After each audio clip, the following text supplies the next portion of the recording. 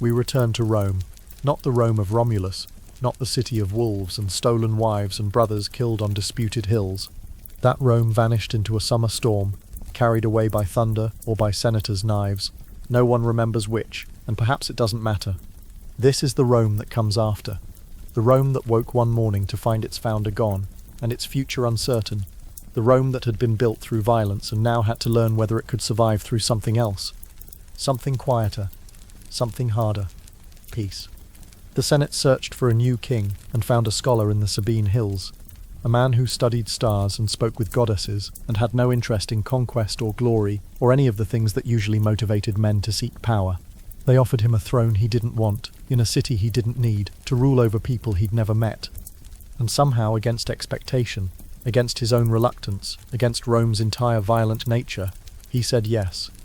Numa Pompilius, the second king, the peaceful king, the man who would spend 43 years teaching Rome that there were other ways to be strong, other kinds of courage, other purposes for a city beyond constant warfare.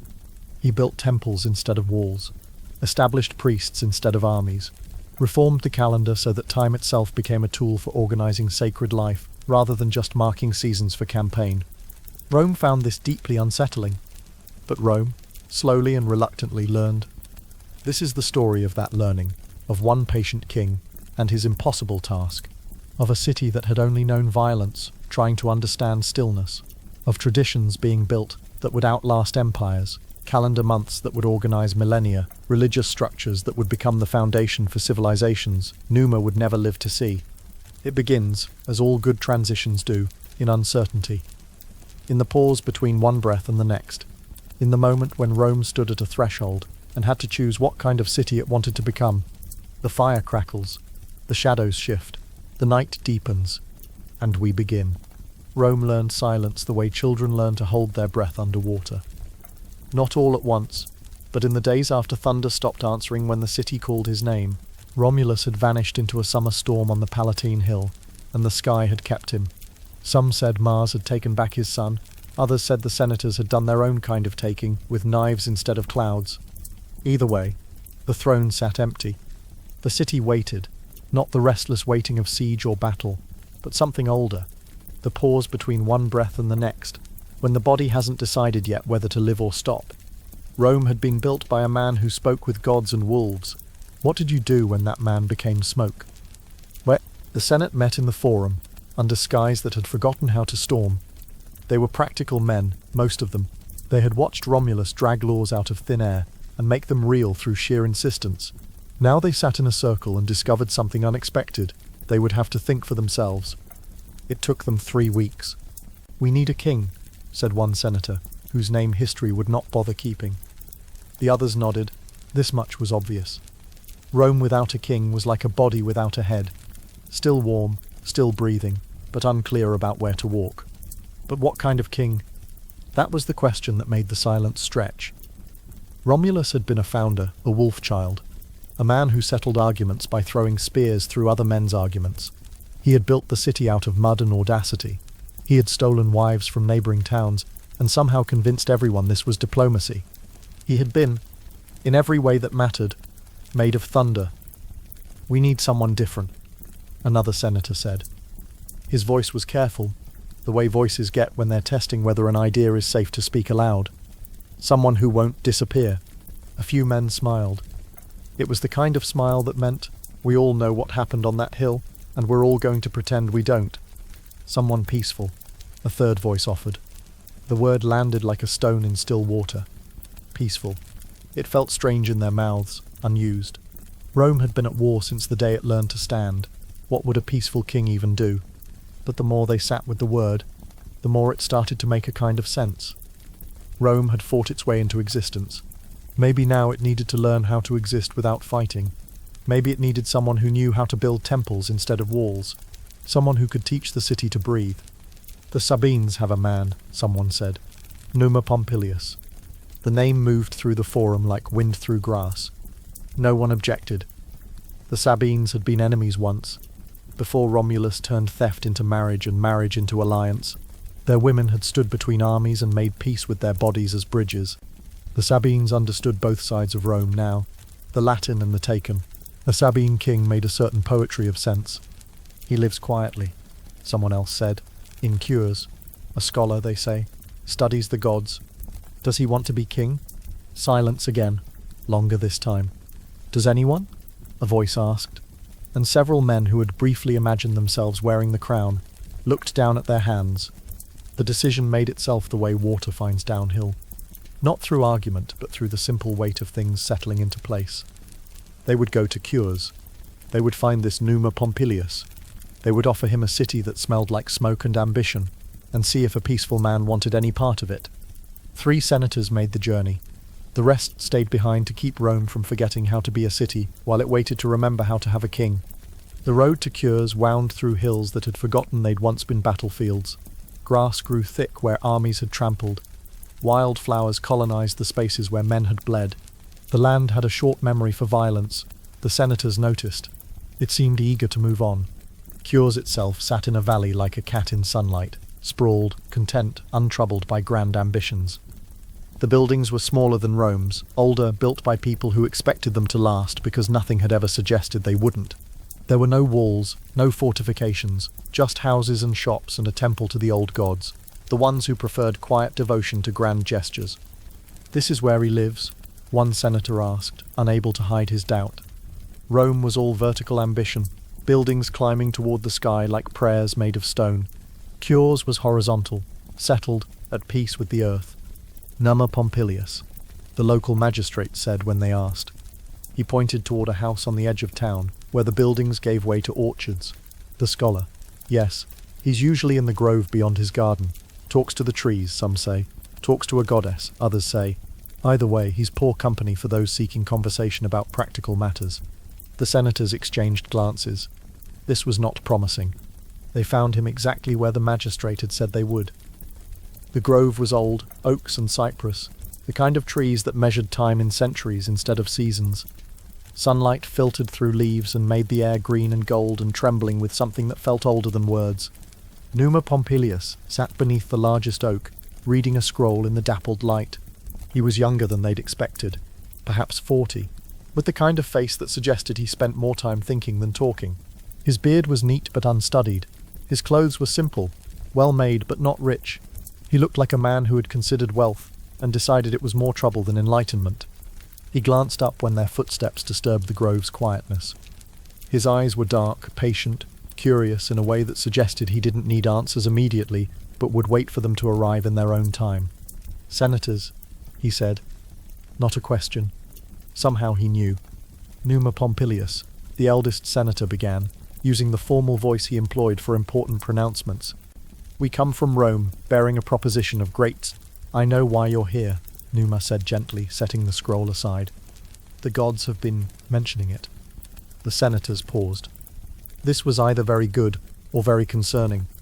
"Romulus is gone," the eldest continued, adjusting to this new rhythm of conversation. "Rome needs a king." "Rome needs many things," Numa said. "A king is perhaps the least of them. Nevertheless, you've come to offer me a throne I don't want, in a city I don't need, to rule over people I've never met." Numa's voice held no judgment, just observation. "You've made a long journey to be disappointed." The second senator stepped forward. He was younger, more direct. "Rome is powerful, growing, destined for greatness." "Rome is frightened," Numa said, "and young, and doesn't know yet whether it wants to be feared or loved." He picked up his scroll again, not dismissively, but as if the conversation had reached its natural conclusion. "I'm honored by your offer, truly, but I'm content here. I have my studies, my contemplations, the grove, peace. Why would I trade that for a throne?" "Because Rome needs you," the eldest senator said, and there was something in his voice not pleading exactly, but close to it. "We've had a king of war, a founder, a man who built everything through force of will and spear point. It worked for a time, but now," he gestured helplessly, "now we need someone who can teach us what comes after founding, how to be a city, not just a camp of warriors who built walls." Numa looked at him for a long moment. The grove was very quiet. Even the birds seemed to be listening.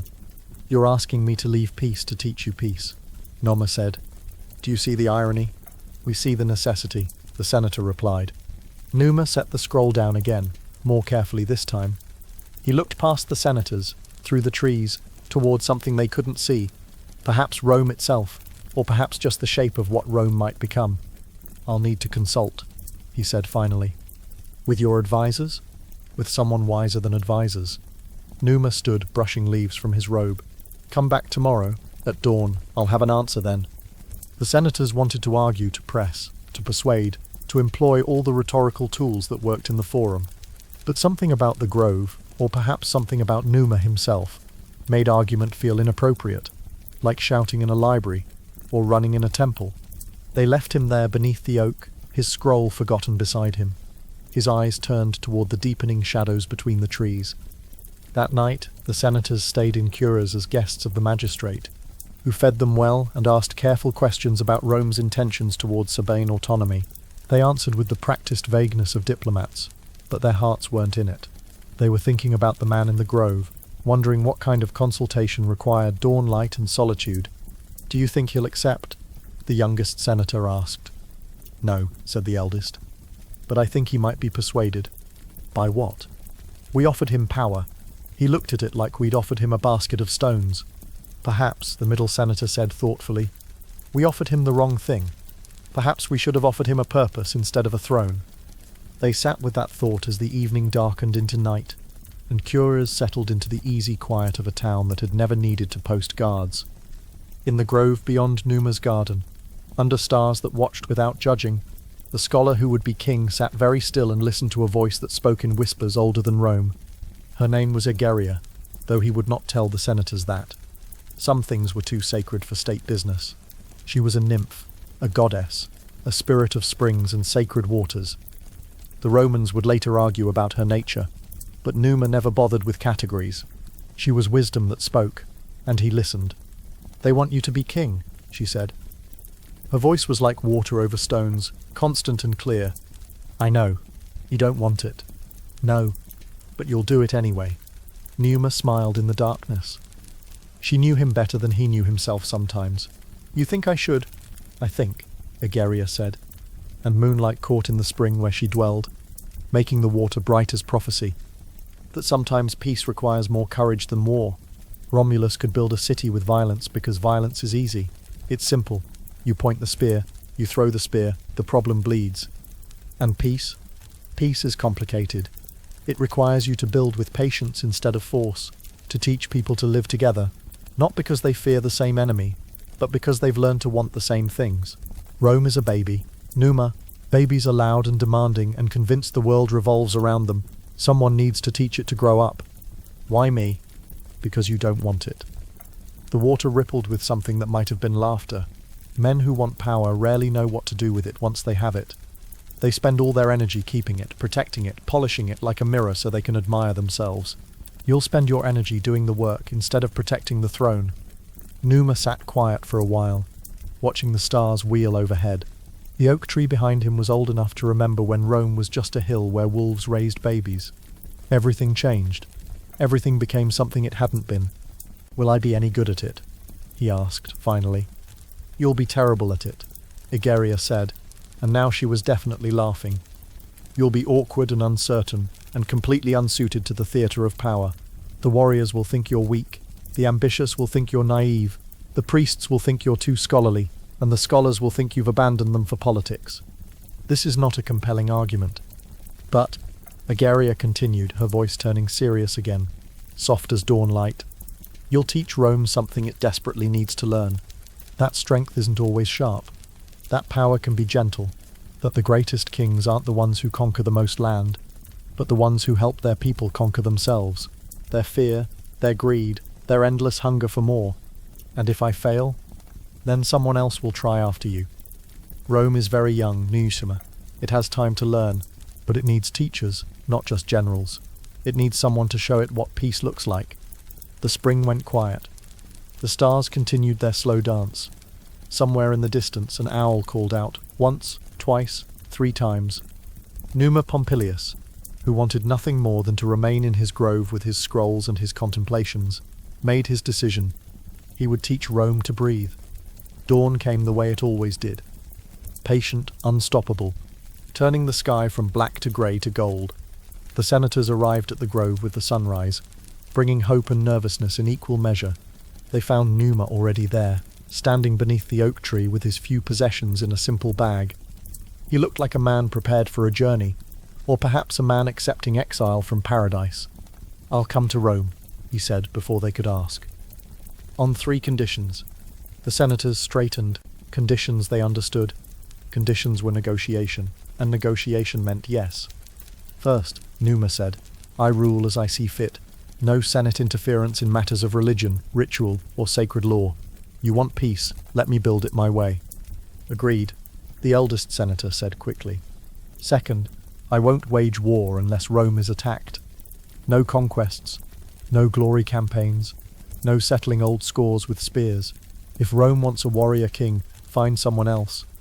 The senators exchanged glances. This would be harder to sell back home, but they nodded. "And third," Numa said, his voice soft but immovable, "I take no palace, no grand residence. I'll live simply, among the people, in a house like any other.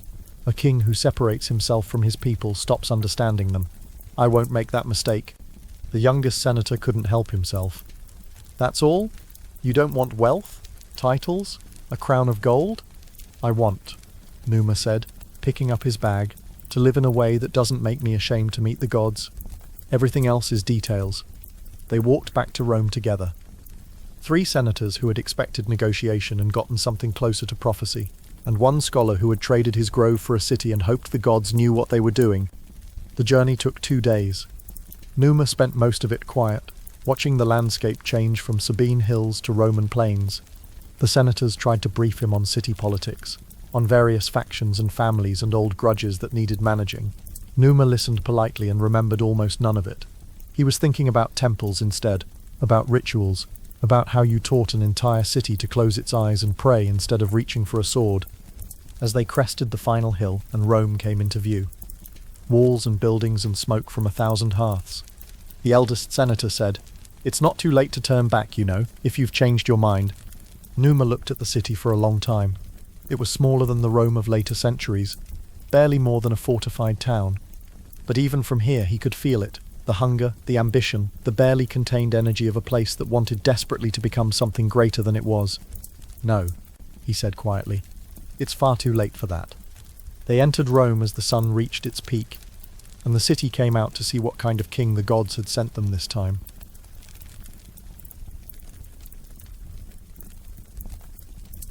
Rome greeted its new king, the way a dog greets a stranger, cautiously, ears forward, trying to decide whether to bark or wag. The city had lined the Via Sacra with citizens who wanted to see what a peaceful man looked like, whether he carried weapons, whether he seemed like someone who could keep them safe or just someone who would get them killed. Numa walked through their stairs with the quiet composure of a man who had already decided he couldn't please everyone, so he might as well please the gods instead. The Senate had prepared everything. There would be a ceremony in the Forum, witnessed by the people. Augurs would read the sky for omens. The sacred chickens would be consulted about whether Jupiter approved. Then Numa would be crowned, and Rome would have its second king, and everyone could stop holding their breath. But first, tradition required that Numa be asked. Formally, publicly. As if he hadn't already agreed on that hill outside Cures. As if this were still a question with an uncertain answer. The eldest senator. His name was Proculus, and history would remember him mostly for this moment, stood in the forum and addressed the crowd in the voice of ritual, the one men used when speaking words that were older than their grandfathers' grandfathers. "People of Rome," Proculus called out, and the forum settled into listening. "In the absence of Romulus, who walked with gods and now walks among them, we have sought a new king. We have found a man of wisdom, of peace, of learning. Numa Pompilius of Cures. Will you have him?" The crowd responded the way crowds do when they don't yet have an opinion, with murmurs that could mean anything, a sound like distant water that might be approval or might just be noise filling space. Proculus turned to Numa, who stood in the center of the forum looking distinctly uncomfortable with being looked at by several hundred people at once. "Numa Pompilius," Proculus said, "will you accept the burden of kingship? Will you guide Rome with wisdom and justice? Will you serve the gods and the people with equal devotion?" Numa looked at the crowd, then at the senators, then up at the sky where birds circled in patterns that probably meant something to someone who knew how to read them. "I will try," he said. It was not a rousing acceptance. It lacked the thunder of certainty that Romulus would have brought to this moment. But something about it, the honesty, the absence of performance, made the crowd pause. Here was a man who didn't promise victory, or glory, or conquest. He promised only effort, only his best attempt at something impossible. Somehow, that felt more trustworthy than promises of greatness. Then let the augurs read the signs, Proculus declared, and everyone turned toward the priests who made their living interpreting the whims of gods. The augurs took their time. This was partly because divine consultation required patience, and partly because augurs enjoyed being the center of attention and weren't about to rush their moment of importance. They watched birds. They studied the flight patterns of eagles and ravens, the way swallows cut through air, whether crows called from the left or right. They examined the sacred chickens. Yes, Rome consulted chickens about matters of state, and no, it never stopped being slightly absurd to see whether they ate their grain eagerly or with reluctance. The chickens ate. The birds circled in what the augurs declared were auspicious patterns. Thunder rumbled in the distance, despite clear skies, which everyone agreed was Jupiter making his opinion known. The gods approve, the head augur announced with the satisfaction of a man who had been fairly certain of this outcome, but was pleased to have it confirmed anyway. Numa Pompilius is favoured by heaven.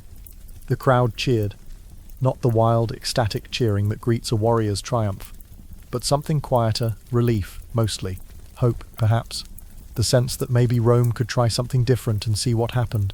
Numa was crowned with a simple circlet of oak leaves. Romulus's crown had been golden laurel, but Numa had requested oak, the tree of wisdom, the tree that grew slowly and lasted. He stood in the forum with leaves on his head, and faced his new subjects with the expression of a man who had just agreed to carry something very heavy, up a very steep hill. "People of Rome," he said, and his voice was not loud, but it carried, the way quiet voices sometimes do when everyone is listening. "I am not Romulus. I will not be Romulus. I will not lead you to war or conquest or glory bought with other people's blood." A few warriors in the crowd shifted uncomfortably. This was not the speech they'd hoped for. "But I will." Numa continued, "Try to teach you something perhaps more difficult than victory. I will try to teach you peace, how to live with each other, how to honor the gods properly, how to build a city that lasts, not because it's feared, but because it's worthy of lasting." He paused, looking out at the sea of faces. Curious, skeptical, hopeful, doubtful, all of them waiting to see what this strange king would do. "I make no promises of greatness," Numa said, "only of honesty. I will do my best. The gods will do theirs, and together, perhaps, we'll figure out what Rome is supposed to become." It was not the speech anyone expected. It lacked poetry, lacked fire, lacked the kind of rhetoric that made crowds surge with emotion and pledge their swords to great causes. But it was honest. And in a city that had just watched its founder vanish into clouds or into senators' daggers, honesty felt like something rare and possibly precious. The crowd didn't roar its approval, but it nodded. And that, Numa thought, was perhaps more useful than enthusiasm. The first thing Numa did as king was refuse the palace. The Senate had prepared Romulus's old residence, a sprawling house on the Palatine Hill, with room for guards and advisors and all the machinery of power. It had good walls, better views, and the kind of grandeur that reminded visitors they were dealing with someone important. Numa took one look at it and said, "No." "No?" Proculus repeated, uncertain he'd heard correctly. "I'll need a house," Numa said, "but not this, something smaller. In the city proper, not looking down at it. Somewhere I can walk to the forum without ceremony. Somewhere people can knock on my door if they need to speak with me. But security." One senator protested weakly. "I'm not planning to make enemies," Numa said, "and if I do, a palace won't stop them. Show me what's available near the temple district." They found him a house that had belonged to a merchant who'd moved his family to a newer district. It was modest. 3 rooms, a small courtyard with a fig tree, a kitchen that smelled like the previous owner's fish sauce. It was the kind of house where regular people lived regular lives, where no one plotted the fate of nations or consulted with gods about matters of cosmic importance. Numa loved it immediately. "This," he said, setting his single bag down in the main room, "will do perfectly." The senators looked at each other with the expression of men who suspected they'd made a terrible mistake, but weren't sure how to unmake it. Numa spent his first evening as king of Rome, unpacking his few possessions, scrolls mostly, a few changes of clothing, a clay cup he'd owned since childhood, and sitting in his courtyard watching the fig tree's leaves move in the wind. He could hear the city around him, conversations from neighbouring houses, a dog barking, someone singing badly, the eternal sound of Rome being alive. It was nothing like the Grove, nothing like the quiet contemplation of cures. But it was honest, real, the actual sound of the people he was supposed to serve. He sat there until stars appeared, and the city settled into sleep, and thought about temples. The second thing Numa did was disappoint the army. Rome's military had expected a strategy session, a discussion of which neighbours to intimidate next, which tribes needed reminding of Roman strength, which territories looked ripe for acquisition. Romulus had kept them busy. They assumed his successor would do the same. Instead, Numa called them to the forum and told them they were going to build temples. Temples, the commander repeated flatly. Yes, Numa said. Rome has been very focused on the business of taking things. I think it's time we focused on the business of keeping things, starting with the gods' favour. We have temples, another officer said. We have the temple of Jupiter. That's plenty. One temple for all the gods? Numa's voice was mild, almost curious. That seems rather like inviting 12 dinner guests and providing one chair. Someone's going to end up offended. A few soldiers smiled despite themselves. The commander did not. With respect, Your Majesty, the army requires... The army, Numa interrupted gently, requires something to do other than fight. Peace makes soldiers restless. I understand that, so we'll give them work. Meaningful work. Building sanctuaries, learning rituals, understanding the sacred calendar, becoming something more than men who know how to hold spears.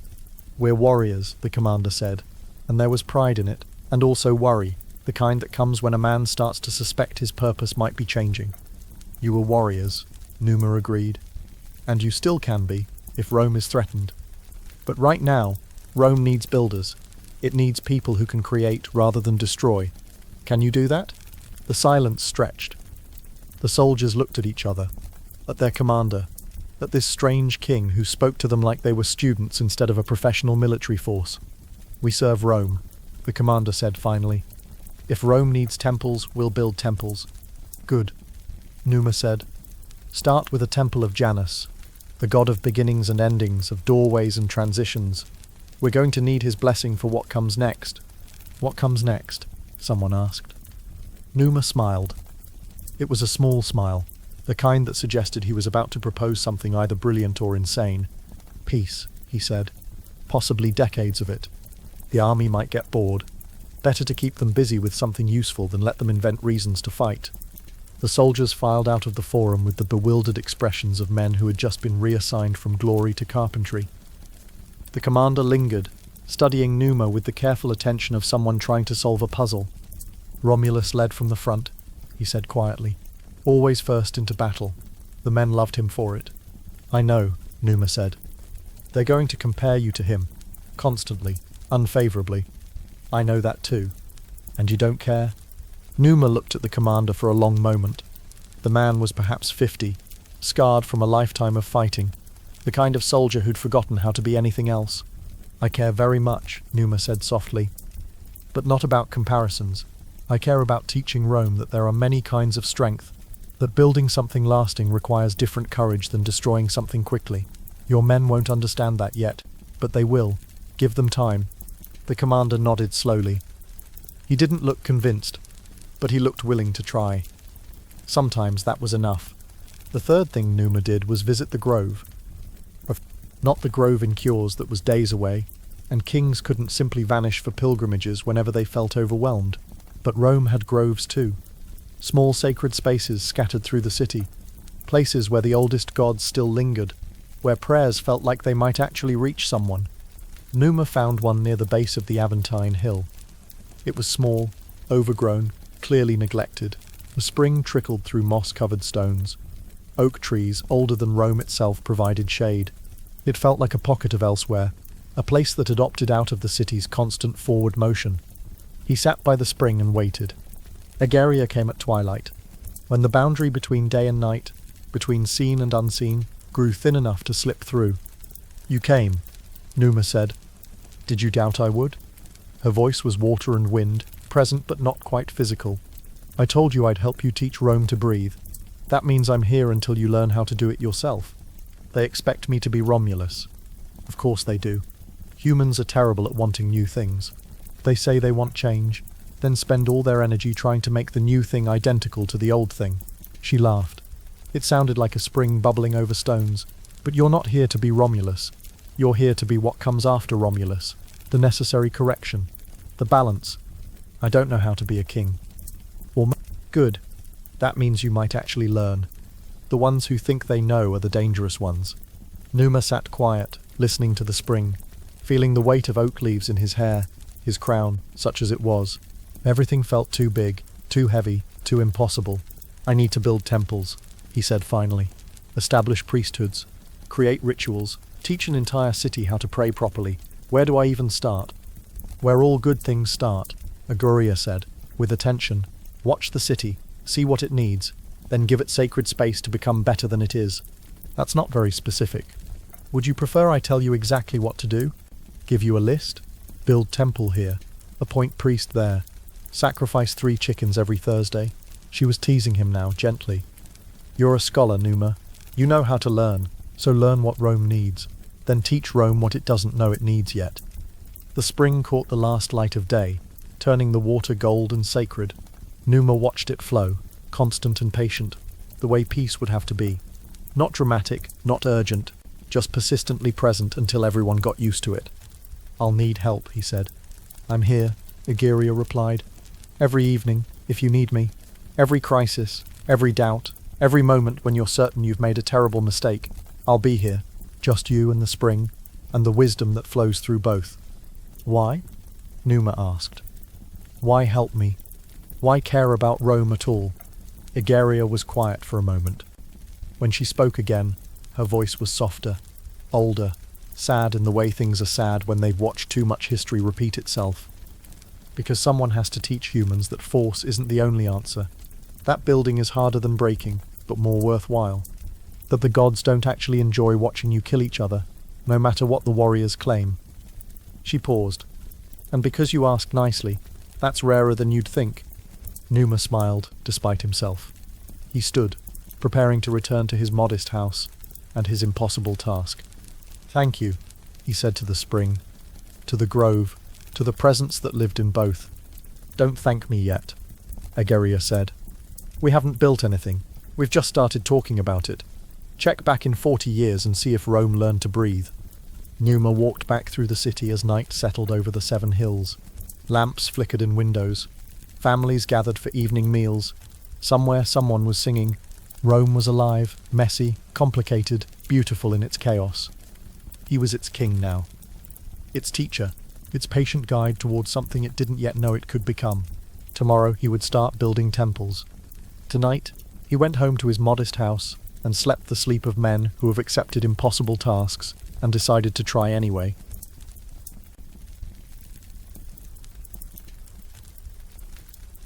Morning came with the sound of hammers. Numa woke in his modest house to discover that Rome, when given a task, attacked it with the same enthusiasm it brought to warfare. The soldiers had gathered at dawn near the Argilatum, the street that connected the Forum to the residential districts, and begun clearing ground for the temple of Janus. The king found them already sweating, moving stones and measuring foundations with the focused intensity of men grateful to have something to do with their hands. Your Majesty, the commander said, wiping dust from his forehead. His name was Hostilius, not the Tullius Hostilius who would later become Rome's 3rd king, but his father, a man who had spent 30 years perfecting the art of organized violence, and was now attempting to apply those same skills to sacred architecture. You started without me, Numa observed. You said to build a temple. Waiting seemed counterproductive. Hostilius gestured at the half-cleared space. We've marked the foundation, east-facing, as tradition requires. The priests confirmed the ground is acceptable. No graves underneath, no old curse, nothing that would offend the gods. Numa walked the perimeter of the site, feeling the morning sun warm the stones beneath his feet. The location was perfect, visible from the Forum, accessible to the people, positioned at a literal crossroads where different parts of the city met. Janus, god of thresholds and transitions, would approve. Why Janus? Hostilius asked, following the king. Why not Jupiter, or Mars? The great gods, the ones everyone knows. Because, Numa said, pausing to examine the foundation markers, Janus understands beginnings, and Rome is beginning something new, something it's never tried before.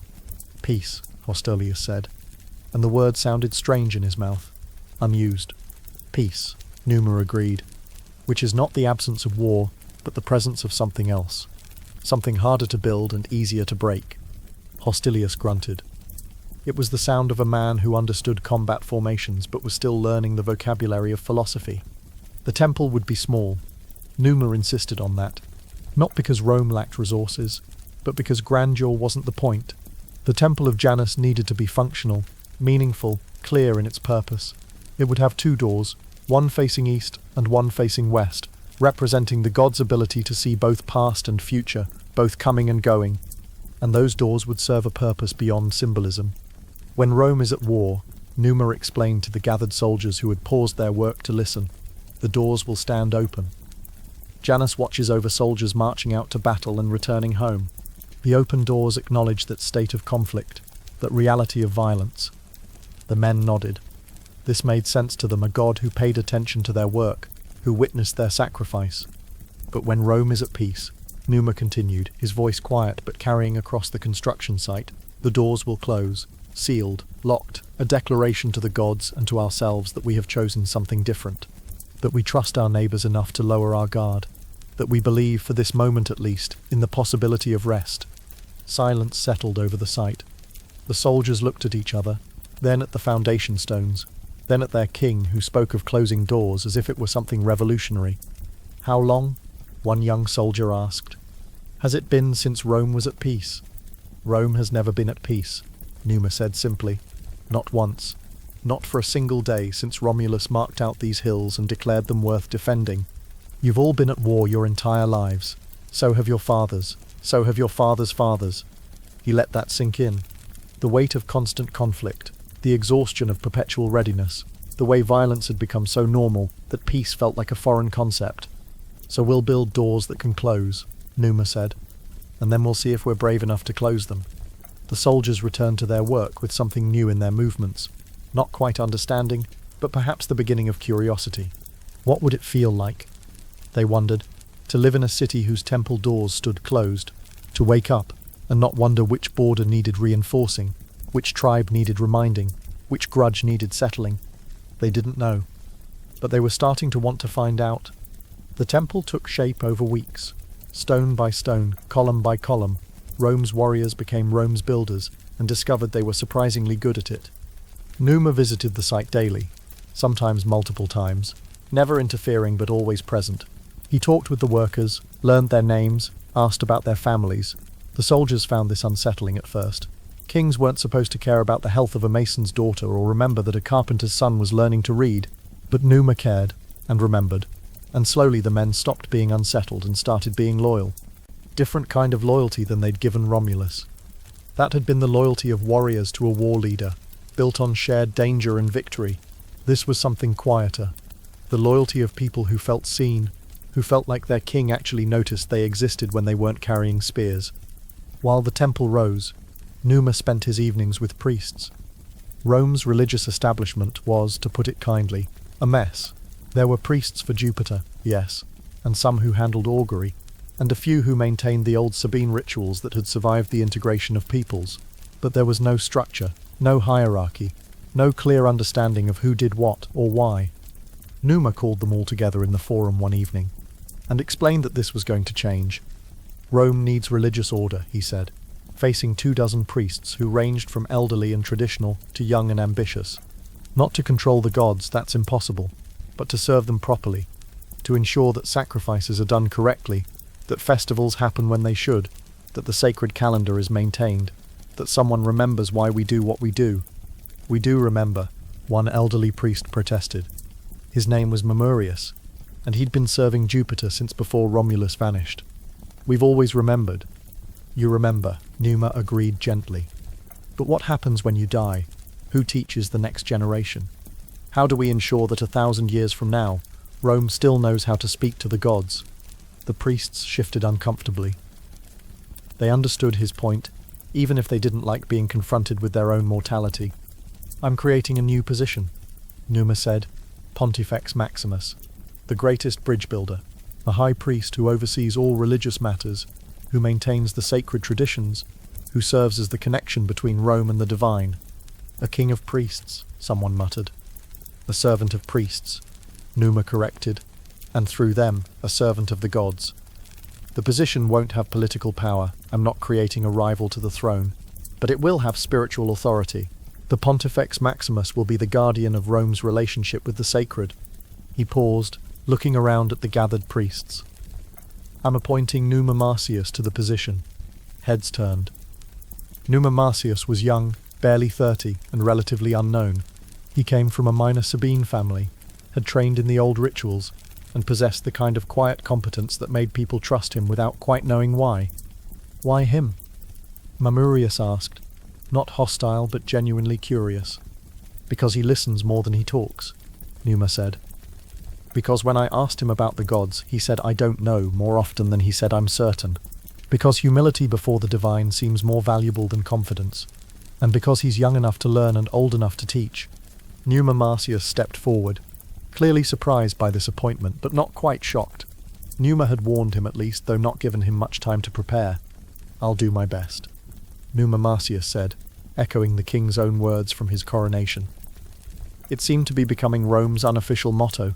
The priests accepted this with varying degrees of enthusiasm. The traditionalists worried about change. The younger ones felt hope. Everyone agreed to give it a try and see what happened. That was becoming Rome's approach to everything lately. Try it and see what happens. With the Pontifex Maximus established, Numa began building out the rest of Rome's religious infrastructure. Not quickly. He understood that sacred things required time and care, but steadily, with the patient accumulation of ritual that would eventually become tradition.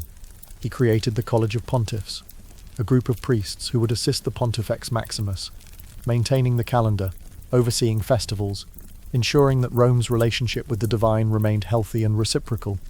He established the Vestal Virgins, 6 priestesses who would tend the sacred fire of Vesta, goddess of hearth and home. The fire would burn continuously, day and night, year after year, a living symbol of Rome's eternal nature. If it went out, disaster would follow, so the Vestals would guard it with their lives, their celibacy, a sacrifice that purchased divine protection for the entire city. The selection of the first Vestals took months. They needed to be young, between 6 and 10 years old, and from good families, and willing to commit to 30 years of service. 30 years of celibacy, of ritual, of living in the sacred house near the Forum, and having no life beyond devotion to the goddess. Some families volunteered their daughters. Others were honored and horrified in equal measure. But eventually, 6 girls were chosen, and Numa himself led them to the house of the Vestals and explained what their lives would become. "You're giving Rome something precious," he told them, kneeling so he could meet their eyes. They were children, nervous, confused, some crying for their mothers. "Not your childhood, though I know it feels that way. You're giving Rome continuity, memory, the promise that no matter what happens, war, famine, disaster, the fire will keep burning, the gods will keep watching, Rome will keep existing." "What if the fire goes out?" one girl asked. Her name was Geganaya, and she was the youngest, barely 6. "Then you light it again," Numa said simply, "and you learn from what went wrong, and you make sure it doesn't happen again. That's what service means, not being perfect but trying constantly and not giving up when things get hard." The girls nodded with the solemn intensity of children given important tasks. They didn't understand everything, how could they? But they understood that they mattered, that Rome was trusting them with something essential. The first fire was lit on the spring equinox.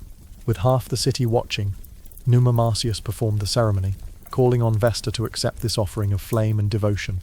The 6 Vestals stood in their white robes, holding their fear and pride in equal measure, while Rome held its breath. The fire caught. It burned steady and bright, reflecting in the faces of 6 girls who had just become something more than children. They had become symbols, guardians, the living heart of Rome's relationship with the eternal. The crowd cheered, but quietly. This was sacred space, not a triumph. The Vestals bowed, turned, and walked into the house that would be their home for the next 3 decades. Numa watched them go, and hoped he'd done the right thing. Using children this way felt dangerous, weighted with responsibility that could crush them if they weren't careful. But Rome needed continuity. It needed symbols that lasted longer than individual lives. It needed something permanent in a world of constant change. The Vestal fire would burn for over 1,000 years. Those 6 girls were lighting something they couldn't possibly understand. The Temple of Janus was completed on a morning that felt like any other morning, which was perhaps appropriate for a god of thresholds and ordinary transitions. There was no grand ceremony. Numa had forbidden it. This was a working temple, not a monument to anyone's ego, so the doors were hung, the roof tiles set in place, the interior painted with simple frescoes showing Janus's 2 faces looking in opposite directions, and that was that. The doors stood open. Of course they stood open. Rome was still Rome, still surrounded by tribes who respected strength and tested weakness, still living in a world where peace required constant vigilance to maintain. The doors would open at dawn and close at dusk, as all temple doors did, but the symbolic opening, the acknowledgement of Rome's state of war, that would remain until someone figured out how to change it. Numa stood in front of the temple on the day it was finished, looking at those open doors, and felt the weight of what he was trying to do. Closing them won't be easy, Hostilius said, standing beside him. The commander had become something like a friend over the weeks of construction, still a warrior at heart, but learning to see value in things beyond victory. Nothing worthwhile is easy, Numa said. The men are wondering when you'll lead them to battle. Not if when. They're loyal, but they're restless. Building temples is fine, but it's not what they trained for. I know. So what do we do? Numa was quiet for a long moment, watching the temple doors frame empty air, seeing all the futures that might flow through that threshold. We make peace more interesting than war, he said finally. We give them rituals to master, festivals to prepare for, sacred duties that matter as much as military discipline. We teach them that protecting Rome doesn't always mean fighting for Rome. Sometimes it means building for Rome, creating for Rome, praying for Rome. That's going to take more than one temple, Hostilius said. I know, Numa said again, and this time he smiled. Good thing we're just getting started. The Temple of Janus stood complete, its doors open to the wind, waiting for the day when Rome would be brave enough to close them. That day wouldn't come during Numa's reign. The doors would remain open for all 43 years he ruled, a constant reminder that peace wasn't achieved simply by wanting it, but by building the structures and habits and rituals that made it possible. But the temple existed now. The possibility existed. And that, Numa thought, watching the morning sun illuminate those open doors, was at least a beginning. Janus looked both directions toward the past Rome had been, and toward the future Rome might become. Numa decided to trust the future.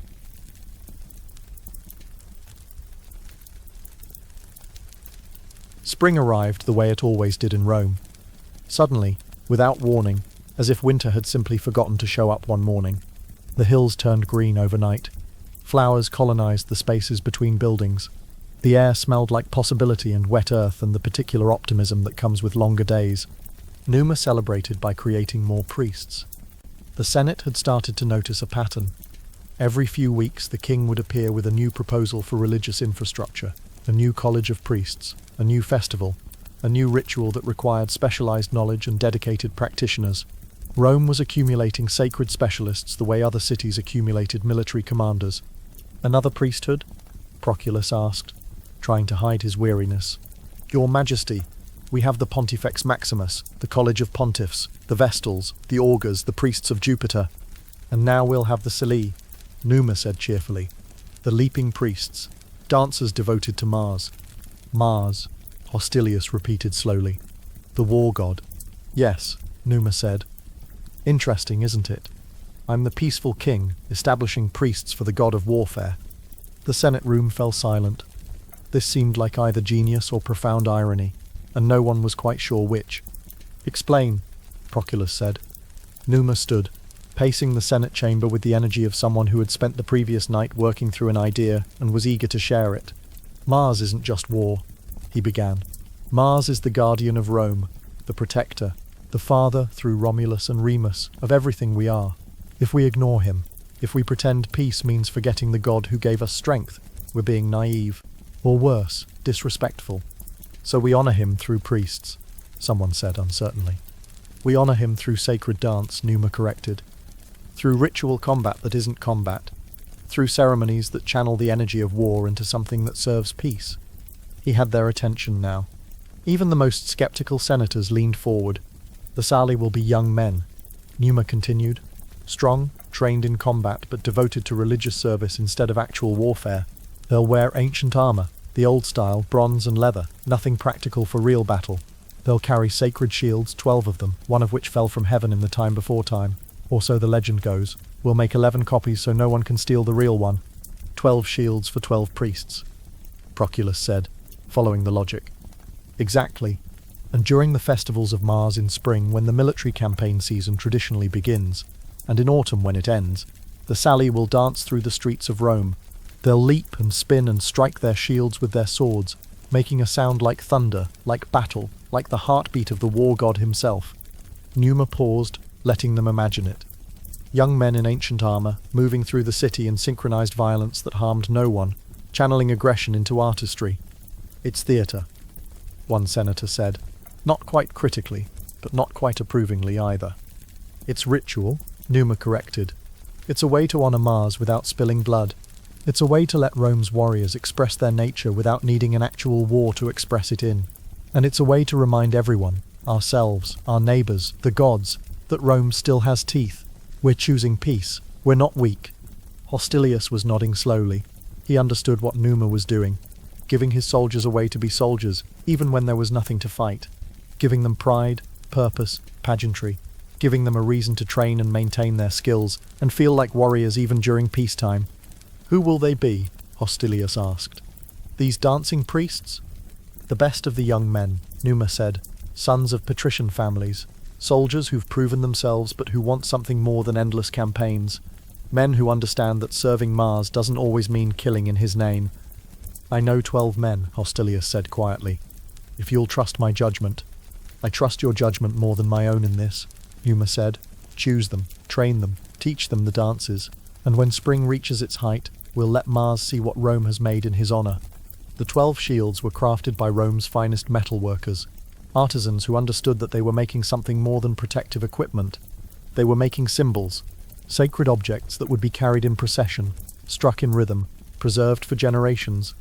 The original shield, the one that supposedly fell from heaven during the reign of the first king, who wasn't really a king because Rome didn't exist yet, was stored in the Temple of Mars that Numa had commissioned. Small temple, nothing grand, but positioned prominently enough that Mars would know he hadn't been forgotten. The 11 copies were made to match it exactly. Same size, same shape, same design, a figure-8 curve that fit against the body, easy to carry, easy to strike. By the time the metal workers finished, even they couldn't remember which shield was the original. That was the point. If someone wanted to steal the heaven-sent shield to destroy Rome's divine protection, they'd have to steal all 12. And carrying 12 shields through Rome while being chased by angry priests seemed like more trouble than most thieves wanted to endure. Hostilius selected the 12 saloon with the care of a man choosing pieces for a game that would last decades. He picked warriors who could move, who had rhythm, who understood discipline, but he also picked men who had something else, call it faith or imagination, or the ability to take seriously something that wasn't strictly practical. Their training began in the Campus Martius, the field of Mars, where Rome's soldiers drilled, but these drills were different. Instead of formation fighting, they learned choreography. Instead of battle cries, they learned hymns. Instead of practicing to kill, they practiced to perform. The dances were ancient, supposedly handed down from the first priests of Mars, back in the days when Rome was more dream than city. Whether that was true or just a useful story, no one questioned. The dances felt old. They felt important. They required the dancers to leap, hence the name Salabi, the leapers, while striking their shields in perfect synchronization. It was harder than it looked. Much harder. I've trained men to hold a shield wall against charging cavalry. Hostilius complained to Numa after the first week of training. That was easier than teaching them to jump and hit a shield on the 4th beat while singing a hymn to Mars. Good, Numa said. If it were easy, it wouldn't be worth doing. The commander grunted, but there was pride in his eyes. His dancers, his warrior priests were learning something no other soldiers in Rome possessed. They were becoming sacred specialists, guardians of tradition, living connections to the divine. The hymns they sang were old Latin, so old that even the singers didn't fully understand the words. They sang of Mars descending, of Rome protected, of shields falling from heaven, of divine favor that required constant acknowledgement. The words had the weight of centuries, of countless voices who had sung them before, of meanings that had accumulated like sediment. Numa came to watch the training sometimes, standing at the edge of the Campus Martius, while 12 young men in bronze armor leapt and spun and struck their shields with increasing precision. The sound echoed off the hills, metallic, rhythmic, powerful. It sounded like war, but it was war contained, war channeled, war transformed into something that served peace instead of threatening it. "They're ready," Hostilius said one afternoon, after a particularly flawless run-through. "When do you want them to perform?" "The Quinquatrus," Numa said. "The 5-day festival of Mars. We'll have them dance through the city, stopping at every temple, every major crossroads. Let Rome see what we've made. The people will think it's strange. The people think everything I do is strange," Numa said with a slight smile. "They'll adjust. Eventually they'll forget it was ever new, and it'll just be tradition. That's how these things work." The Quinquatrus arrived with clear skies and a wind that smelled like spring and possibility. Numa had declared it a festival, not just for Mars but for Minerva as well, goddess of wisdom and craft. War and wisdom, force and thought, Mars and Minerva. Rome would honor both, because a city needed both to survive. The Salii assembled in the forum at dawn, wearing their ancient armor and carrying their sacred shields. They looked like men from another age, bronze gleaming in the early light, helmets crested with red plumes, faces serious with the weight of what they were about to do. The city had gathered to watch. Not everyone. Rome was still small enough that daily life couldn't completely stop for festivals, but enough people to line the streets, to cluster around temples, to perch on walls and lean from windows. Numa stood with Numa Marcius, the Pontifex Maximus, and together they blessed the dancers with prayers to Mars, the god who protected Rome, the god who had fathered Romulus and Remus, the god who understood violence but could also perhaps understand this ritual instead of reality, ceremony instead of bloodshed. "Begin," Numa said quietly. The saloon began to move. They didn't march. That would have been too military, too ordinary. Instead they processed through the forum with a strange leaping gait, rising on their toes with each step, punctuating their movement with jumps that made their armor clatter and their plumes bounce. They struck their shields with their swords, not hard enough to damage the bronze, but hard enough to ring, to resonate, to fill the air with metallic rhythm. And they sang. The hymn to Mars was wordless to most listeners. Ancient syllables that had lost their modern meaning but retained their power. The Saladier sang with the intensity of men who believed every word mattered, even if they didn't know what those words meant anymore. Carmen Saliere. It would be called in later centuries, the Song of the Saliere, so ancient and obscure that even Roman scholars wouldn't be able to translate it completely. But on this spring morning in Rome, with the sun climbing and the city watching, it didn't matter what the words meant. What mattered was the sound, the commitment, the spectacle of young warriors dancing for peace. The procession moved through Rome's streets, stopping at each temple to perform a complete dance, leaping, spinning, shields ringing in perfect synchronization. At the Temple of Jupiter, they danced for 10 minutes straight. At the small shrine to Quirinus, the deified Romulus, they performed with extra intensity, honoring the founder through movement and sound.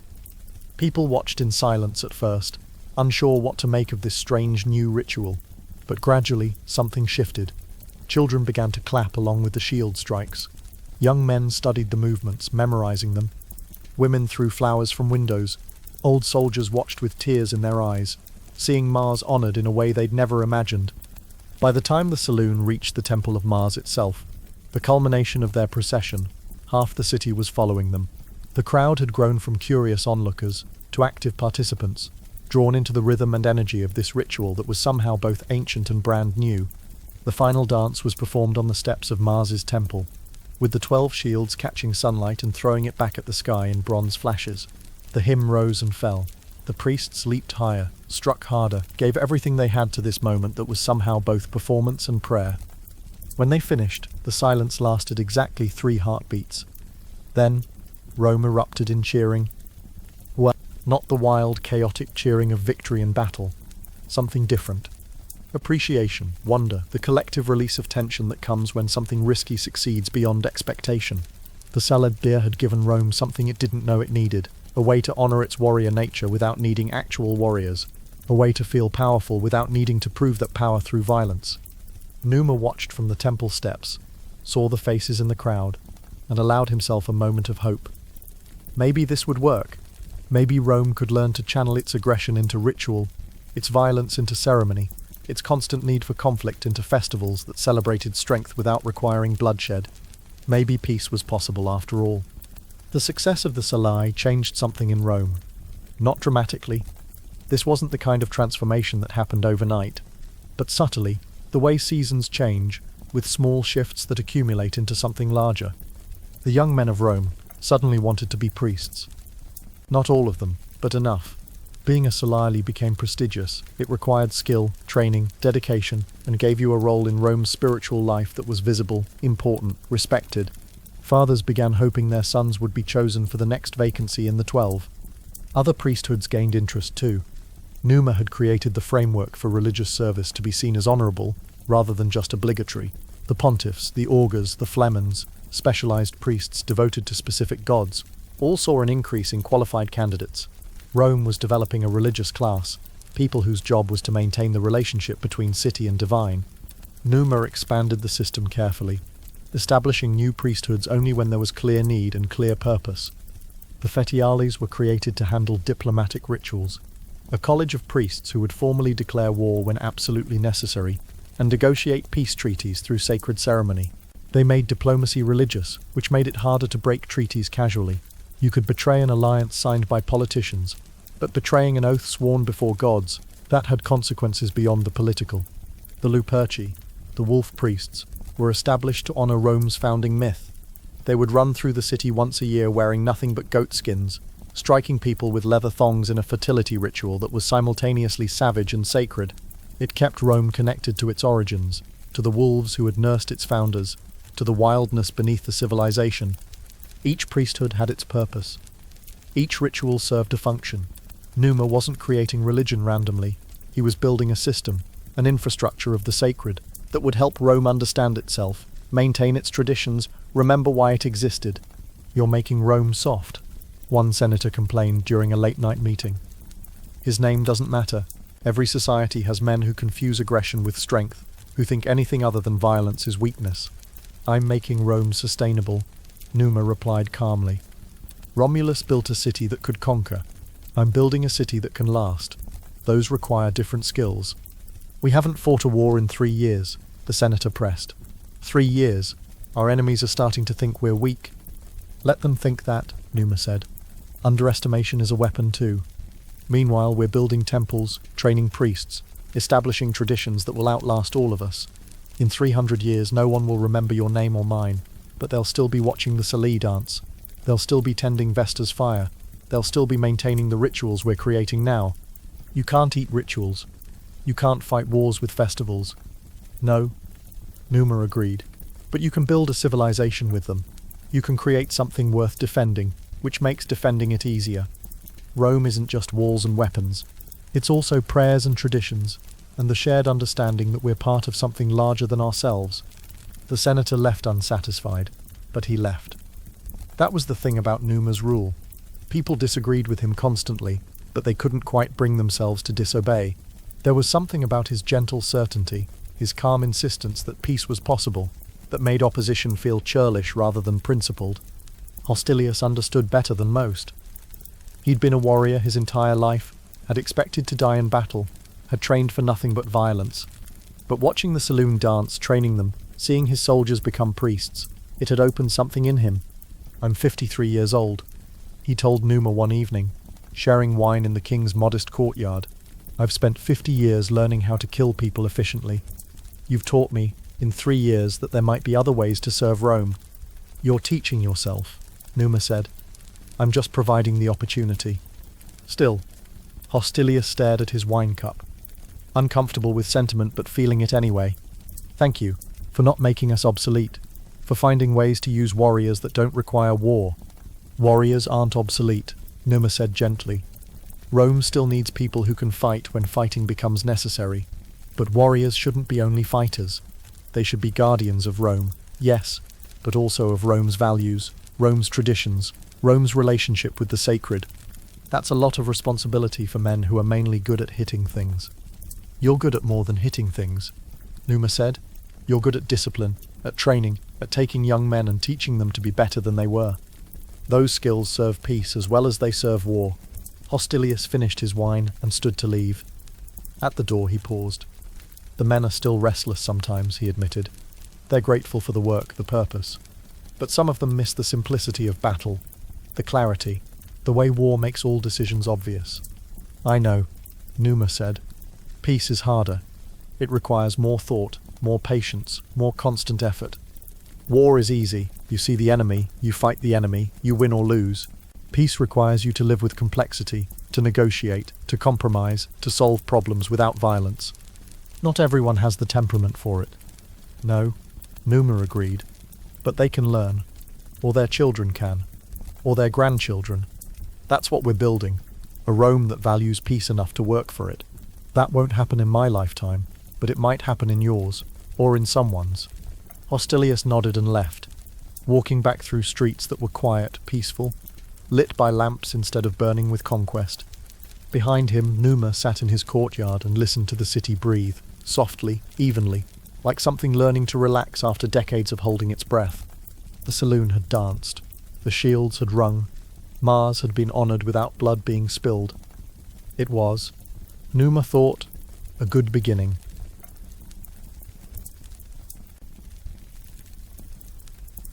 The calendar was a mess. This was a problem Numa had noticed immediately upon arriving in Rome, but had deliberately avoided addressing because calendar reform was the kind of tedious administrative work that made people's eyes glaze over. Wars were dramatic. Temple construction was visible. Religious festivals had pageantry. Calendar reform had math. But it needed to be done. Rome's year was a disaster. 10 months that barely added up to 300 days, leaving a winter gap that no one quite knew what to do with. January and February simply didn't exist in the Roman calendar. Winter was this vague, unnamed stretch of time between December and March where everyone just waited for the real year to start again. It was, Numa thought, profoundly unsatisfying. He brought the problem to Numa Marcius one autumn evening, when the two of them were reviewing the schedule of upcoming festivals and discovering that half the dates made no sense because the months didn't align with the actual seasons. The harvest festival is supposed to happen after the harvest, Numa said, pointing at a scroll covered in dates and calculations. But according to our calendar, it happens 3 weeks before anyone actually harvests anything. The farmers just ignore the official date and celebrate when the work is done. Everyone ignores the calendar, Numa Marcius said with the weary patience of a man who had tried to impose order on religious scheduling and discovered that Romans preferred chaos. It's more guideline than law. That's the problem, Numa said. If the calendar doesn't match reality, people stop trusting it, and if they stop trusting it, then feast days become arbitrary, festivals drift, and eventually no one remembers why we celebrate anything when we celebrate it. So fix it, Numa Marcius said simply. You're the king. Declare a new calendar, add the missing months, make the year make sense. It's not that simple, Numa said, but even as he said it, he was smiling. Because actually, it was exactly that simple. He was the king. He could reorganize time if he wanted to. The gods would adjust. He spent the next 3 months consulting with farmers, astronomers, priests, and anyone else who paid attention to the relationship between time and reality. He studied the lunar calendar, the way months should align with moon phases. He calculated solar years, the way seasons should return to the same dates reliably. He tried to make a system that honored both, even though the moon and sun refused to cooperate with each other. The solution wasn't perfect. No calendar ever is. But it was workable. Numa would add 2 months to the beginning of the year. January, named for Janus, the god of beginnings, the god whose temple stood with its doors open in the Forum, and February, named for February, the purification rituals that would mark the end of the year, the cleansing before renewal, 12 months instead of 10, 355 days instead of 300 and whatever people felt like counting, a system that could be adjusted with occasional leap months to keep everything aligned. But that provided structure, predictability, order. It was, Numa thought, deeply boring, and absolutely essential. He announced the calendar reform in the Forum on a cold morning, in what used to be the nameless void between years, but would soon become January. Rome needs a better calendar, he told the assembled citizens, who had shown up mostly because announcements from the king usually meant a new festival or holiday, and they were hoping for extra days off work. The year currently has 10 months, Numa continued. This is inadequate, the seasons don't fit, the festivals drift, the farmers ignore us entirely because our dates have nothing to do with when crops actually ripen. A few farmers in the crowd nodded vigorously. Someone had finally noticed. So I'm adding 2 months, Numa said. January and February, named for Janus and for purification. They'll come at the beginning of the year before March, which used to be first but will now be third. Why at the beginning? Someone called out. Why not at the end? Because beginnings matter, Numa said simply. January is named for Janus, who looks both directions toward the past year and the coming year. Starting here reminds us that time is cyclical, that each year builds on the previous one, that we're always standing at a threshold between what was and what will be. It was a good answer. Poetic. The kind of thing people could repeat to each other and feel wise about. And February? Another voice asked. February is for purification, Numa said. For cleaning out the old year's mistakes, making offerings to ancestral spirits, preparing ourselves for renewal. It's the month where we acknowledge what we've done wrong and try to do better, which seems like a useful thing to build into the structure of time itself. The crowd murmured approval. Romans liked the idea of a month dedicated to fixing their errors. It made failure feel less permanent. The new calendar starts now, Numa announced. This is the first day of January. In 3 days we'll have a festival to Janus to honor the god of beginnings, to celebrate the new year, to acknowledge that Rome is trying something different. More festivals, someone muttered, not unhappily. Always more festivals, Numa agreed, and got a laugh. He'd learned that Romans would accept almost any change if you gave them a festival to celebrate it. The calendar reform took effect with less resistance than Numa had expected, partly because most people didn't care deeply about how time was organized, as long as the harvest festivals happened near the actual harvest, partly because Numa had been king for 5 years now, and people had learned that arguing with him was exhausting. He was always so gentle and reasonable and persistent that disagreeing felt like trying to fight a river. You could do it, but you'd just end up tired and wet and downstream anyway. But mostly the calendar worked because it made sense. Farmers could plan around it. Priests could schedule festivals reliably. People could say, I'll see you in 3 months, and actually mean something specific instead of, I'll see you after winter happens, and we all remember what counting is. January became the month of beginnings, when new magistrates took office, when long-term contracts started, when people made resolutions they'd probably break by March. It was cold, uncomfortable, the worst part of winter, but it felt right to start the year with difficulty. Easy beginnings were lies, real beginnings required work. February became the month of endings, when people settled debts, made peace with enemies, honored the dead, purified their homes and themselves. It was introspective, reflective, sometimes sad, but sadness served a purpose. You needed to mourn what was ending before you could properly begin what came next. The first festival of January, later called the Calends, the first day of the new month, became a celebration of Janus that involved exchanging gifts, making promises, sharing honey cakes that symbolized the hope for a sweet year ahead. Numa walked through the city that first January morning, watching people celebrate time itself. Children ran through streets trading small gifts, mostly food, occasionally small toys carved from wood. Adults shared wine and made optimistic predictions about the coming year. Old people sat in doorways and laughed at the perennial human habit of thinking this year would be different from last year. At the Temple of Janus, Numa found the doors still open. They'd been open for 5 years, would stay open for the rest of his reign, but people had left offerings anyway. Flowers, mostly. Small coins, notes written on pieces of pottery, asking Janus for good fortune, for safe travels, for successful beginnings. They're praying to him. Numa Pompilius said, appearing beside the king. Even though the doors are open, even though Rome is technically still at war with possibility, hope doesn't require peace, Numa said. People find it wherever they can. They stood together in the cold morning, watching citizens stream in and out of the temple, leaving pieces of themselves with a god who understood transitions, who knew that every ending was also a beginning, who looked both directions and judged neither. Do you think we'll ever close them? Numa Pompilius asked quietly. The doors? Not in my lifetime, Numa said. Peace isn't something you achieve once and then relax. It's something you build constantly, maintain continuously, protect eternally. The doors will stay open as long as Rome has neighbours who might become enemies. As long as we have citizens who remember violence and might choose it again. As long as perfection remains impossible. So forever. Probably, Numa agreed. But trying matters. Building the structures for peace, even if we never achieve perfect peace, that's worth doing. The doors stand open, but we've also built temples, established priests, created festivals. We've made peace visible, tangible, something Rome can practice even if it can never perfect. A child ran past them, clutching a honey cake and laughing. New year, new month, new calendar that would outlast them all. Time had been reorganized. The year had learned new names. Rome had one more piece of structure, one more system that would help it endure. February will be harder, Numa Marcius warned. Purification festivals are never popular. People don't like being reminded of their failures. Good, Numa said. If they were comfortable all the time, they'd never grow. February arrived with cold rain, and the kind of grey sky that made everything feel heavy and contemplative. Perfect weather for purification. The month's main festival, the Lupercalia, was the one Numa had inherited rather than invented.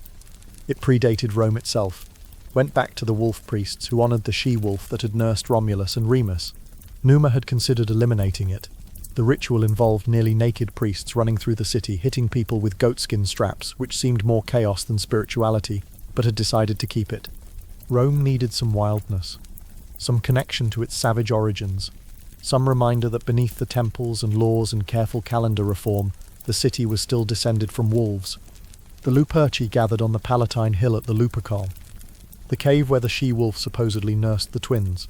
They sacrificed goats and a dog, smeared themselves with the blood, then stripped down to goatskin loincloths and ran through the city with strips of hide cut from the sacrificed animals. Women lined up to be struck by the straps. The ritual promised fertility, easy childbirth, purification from the previous year's stains.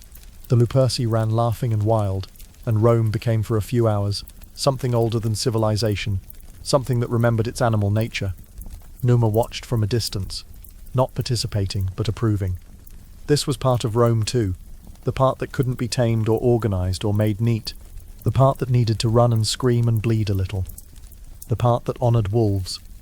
The rest of February was dedicated to the Parentalia festivals for the dead, for honoring ancestors, for maintaining connection with those who had built the world the living now inhabited. Families visited tombs, left offerings of wine and bread, told stories about grandparents and great-grandparents who existed now only in memory. It was melancholy work, but necessary. Rome needed to remember where it came from, who had suffered and died to make the present possible. Forgetting the dead meant repeating their mistakes. Honoring them meant learning from their failures and successes both. Numa spent the Parentalia visiting graves of people he'd never met. The early Romans who had followed Romulus, who had built the first walls, who had fought in wars that were already becoming legend. He left offerings at each tomb, wine, bread, small coins, payment for the wisdom of hindsight, for the lessons taught by lives already lived. At Romulus's monument, there was no body, obviously, since the founder had vanished into storm and mystery. Numa stood for a long time in silence. "I'm not you," he said finally, speaking to air and memory. "I've never tried to be you, but I'm trying to build on what you started.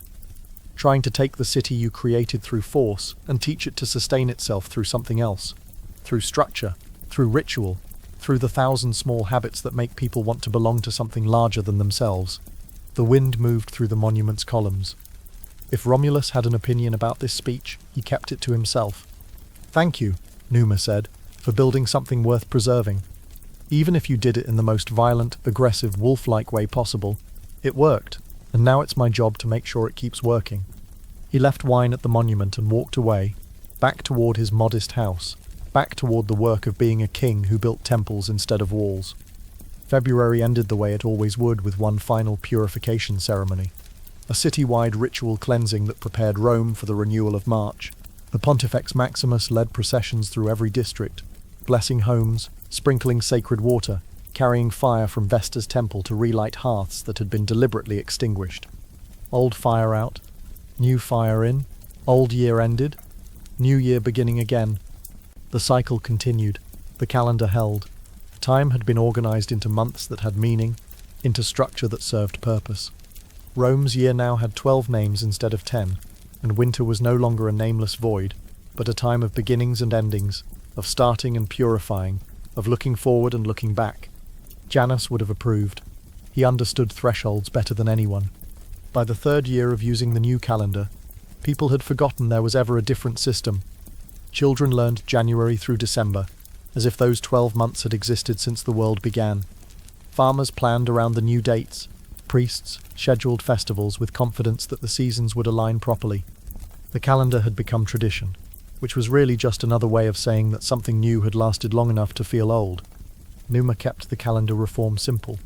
No grand monument, no elaborate celebration of his own cleverness, just a practical system that worked, that helped Rome organize itself, that made time predictable enough to build on. You reorganized reality, Numa Pompilius said one evening, reviewing the festival schedule for the coming year. You literally changed how Romans experience time, and you act like it's nothing. It is nothing, Numa said.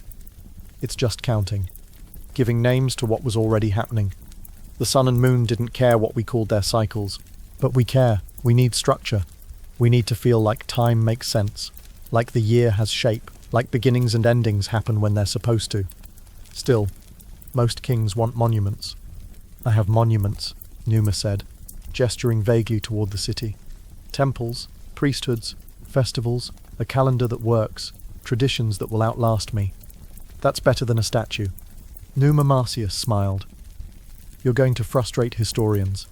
They'll want stories about you, dramatic events, wars won, enemies defeated. Instead they'll get, he added 2 months to the calendar and established some priesthoods. Not exactly epic material. Good, Numa said. Epic is overrated. Epic means people died dramatically. I'd rather be remembered for making life more predictable and slightly less chaotic. That's a better legacy than conquest. They sat in comfortable silence. 2 men named Numa, who had accidentally become the architects of Rome's religious and temporal infrastructure. One had reorganized how Romans related to the gods. The other had reorganized how they related to time itself. Both had done it quietly, without fanfare, with the steady accumulation of small changes that added up to transformation. Rome's year had 12 months now, 12 names, 12 opportunities for festivals, for reflection, for marking the passage of time in ways that gave it meaning beyond simple survival. January for beginning, February for ending, March through December for everything in between. War and harvest, summer and fall, planting and reaping, the endless cycle of seasons that promised nothing except their own continuation. The calendar would last for centuries, would be refined, adjusted, reformed again by later rulers, would eventually spread across an empire, would give structure to millions of lives, would organize reality for people who would never know the name Numa Pompilius but would live according to the system he created. All because one peaceful king looked at Rome's chaotic year and thought, we can do better than this. And then, patiently, persistently, gently, the way he did everything, he made it better.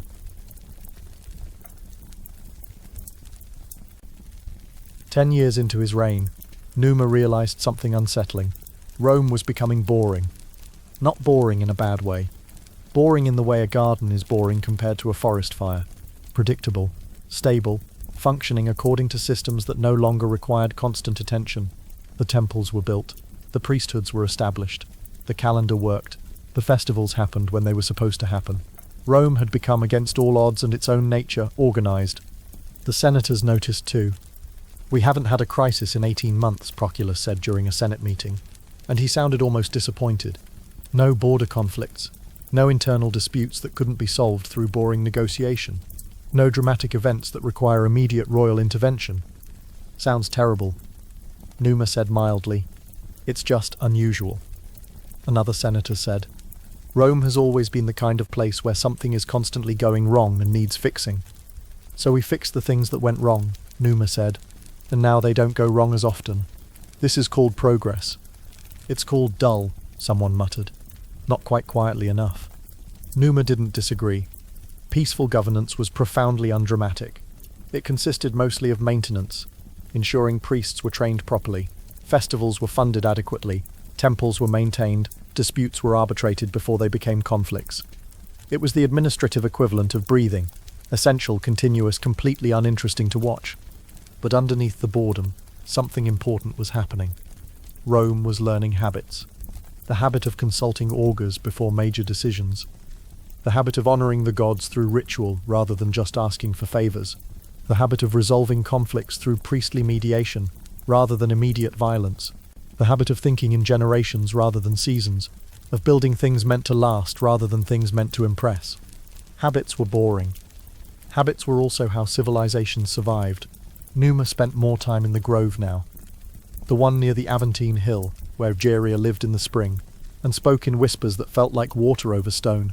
He came every few days, sometimes with questions, sometimes just to sit in silence and remember what peace felt like when it wasn't also a political project. "You're tired," Egeria said one evening, her voice drifting up from the spring like mist. "I'm always tired," Numa replied, leaning against his favorite oak. "Peaceful governance is exhausting. War at least gives you the adrenaline of crisis. Peace just gives you 1,000 small tasks that all need attention. You miss cures." It wasn't a question. Egeria knew him too well for questions. "I miss having time to read," Numa admitted. "To think without purpose. To study the stars because they're beautiful, not because I need to determine festival dates. I miss being irrelevant." "You're not irrelevant now." "No. Now I'm essential, which is somehow worse. Essential means you can't rest, can't take a day off, can't say not my problem and go back to your scrolls." Egeria laughed. A sound like water over rocks, continuous and clear. "You could abdicate, leave Rome to figure itself out. Go back to being an irrelevant scholar." "Could I, though?" Numa looked up through the oak leaves at a sky turning purple with dusk. "Would Rome keep what we've built? Or would it slide back into constant warfare the moment I stopped watching? Does it matter?" "You're building traditions, Numa. Traditions outlast individuals. The Solali will keep dancing whether you're here or not. The Vestals will keep tending the fire. The calendar will keep organizing time. You've built structures that don't require you to maintain them, but they require someone to believe in them, to keep enforcing the habits until they become natural. Right now, Rome is peaceful because I insist on peace. What happens when someone who doesn't insist takes over? Then Rome chooses," Egeria said simply. "It chooses to maintain what you've built, or it chooses to return to what it was. But that's Rome's choice, not yours. You can't control the future. You can only build it something useful and hope it's wise enough to use it." Numa sat with that thought as darkness settled over the grove, and the first stars appeared. Somewhere in the city, the Vestals were tending their fire. The Saliae were practicing their dances. The pontiffs were maintaining the calendar, scheduling festivals, keeping Rome's relationship with the divine current and reciprocal. All of it would continue without him. That was the point. That was what made it worth building. But still, the weight of it, the constant awareness that an entire city had organized itself around systems he'd created, and if those systems failed, if people stopped believing in them, then what? Then Rome would return to being a city that only knew how to grow through conquest, that only felt alive when it was taking things from other people. "I'm 55 years old," Numa said quietly. "I've been king for 10 years. I'll probably be king for another 10 or 20, and then someone else will try to maintain what we've built. And I won't be here to see if they succeed or ruin everything." "Welcome to mortality," Egeria said, not unkindly. "Everyone who builds anything has to let go eventually, has to trust that what they made matters enough to survive without them. It's the price of being human and trying to create things that last longer than human lives. It's a terrible price." "Yes," Egeria agreed, "but you pay it anyway. Because the alternative, not building, not trying, not creating anything lasting because you can't guarantee its permanence, that's worse. That's just giving up before you start." Numa nodded, even though she couldn't see him in the darkness. Or maybe she could. She was a goddess, or a nymph, or a spirit, or whatever category beings like her occupied. She probably saw everything. "Thank you," he said to the darkness and the spring, and the presence that lived in both. "For what? For talking sense. For not letting me wallow. For being here every time I doubt whether any of this matters." "It matters," Egeria said, and her voice was soft but certain. "Rome may not appreciate what you're doing, not yet. They're too busy being disappointed that you're boring. But in 300 years, when Rome is an empire that rules half the known world, they'll look back and realize this is where it started. Not with Romulus and his wolves, but with you and your temples. You taught Rome how to be something more than a permanent war camp. That matters." Numa walked home through quiet streets, past temples he'd commissioned, through a city organized by a calendar he'd created, protected by priests he'd established. Rome slept peacefully, not because it had defeated all its enemies, but because it had learned slowly and reluctantly that peace was also a kind of strength. 10 years down, probably 30 more to go if he was lucky, and didn't die of exhaustion first. He could do 30 more years of this. Probably, maybe, one day at a time, one festival at a time, one small habit at a time, until those habits became traditions, and those traditions became the foundation of something that might actually last. The 11th year brought drought. When not catastrophic, Rome wouldn't starve, but severe enough that the harvest suffered, the Tiber ran lower than usual, and people started murmuring that the gods were displeased about something. Numa called the priests together to determine what exactly they'd done wrong. "We've maintained all the festivals," Numa Marcius reported, consulting his records. "Every sacrifice performed correctly. Every ritual completed on schedule. The Vestals swear the fire hasn't gone out. The augurs say the omens have been generally favourable." "Then why drought?" Numa asked. "Maybe the gods are just testing us," one of the Flemons suggested. "Maybe this is natural variation, not divine punishment. Or maybe," another priest said carefully, "we've neglected something. Some old ritual. Some god who feels forgotten." Numa considered this. Rome had absorbed gods the way it absorbed people, enthusiastically, without much organization. There were old Latin gods, Sabine gods, Etruscan gods, local spirits that had been worshipped before Rome existed. Keeping track of all of them, making sure none felt neglected, was like trying to maintain a garden where new plants kept appearing spontaneously. "Make a list," Numa said. "Every god we know about, every ritual we're supposed to be performing. Cross-reference it with what we're actually doing. Find the gaps." It took 3 weeks. The priests compiled lists, argued about obscure deities, consulted with old women who remembered rituals from their grandmother's time. They found dozens of minor gods who had no official cult, no regular offerings, no one remembering they existed. "Fanio," Numa Marcius said, reading from the final list. "God of fields and forests. Hasn't had a proper festival in living memory." "Robigus," another priest added. "Protects grain from rust and blight. No one sacrificed to him since before Romulus." "Consus," someone else said. "Underground god of the granary. Has a shrine but no priests. No regular observances." The list went on. God after god who had been important once, who had protected some aspect of Roman life, who had slowly faded from attention as Rome focused on the bigger, flashier deities. "We'll fix it," Numa said. "Establish festivals for the neglected gods. Appoint priests where needed. Make sure everyone who protects Rome gets acknowledged properly." "That's going to mean even more festivals," Proculus warned. "We already have 36 official religious observances per year." "Then we'll have 40, Numa said. "Or 50. Better to honor too many gods than neglect the ones who actually keep us alive." They established the Robigalia, a festival where a dog and sheep were sacrificed to prevent grain disease. They created the Consuelia Games honoring Consus and the underground powers that protected stored grain. They added the Fornalia for Faunus, the god who watched over livestock and wild places.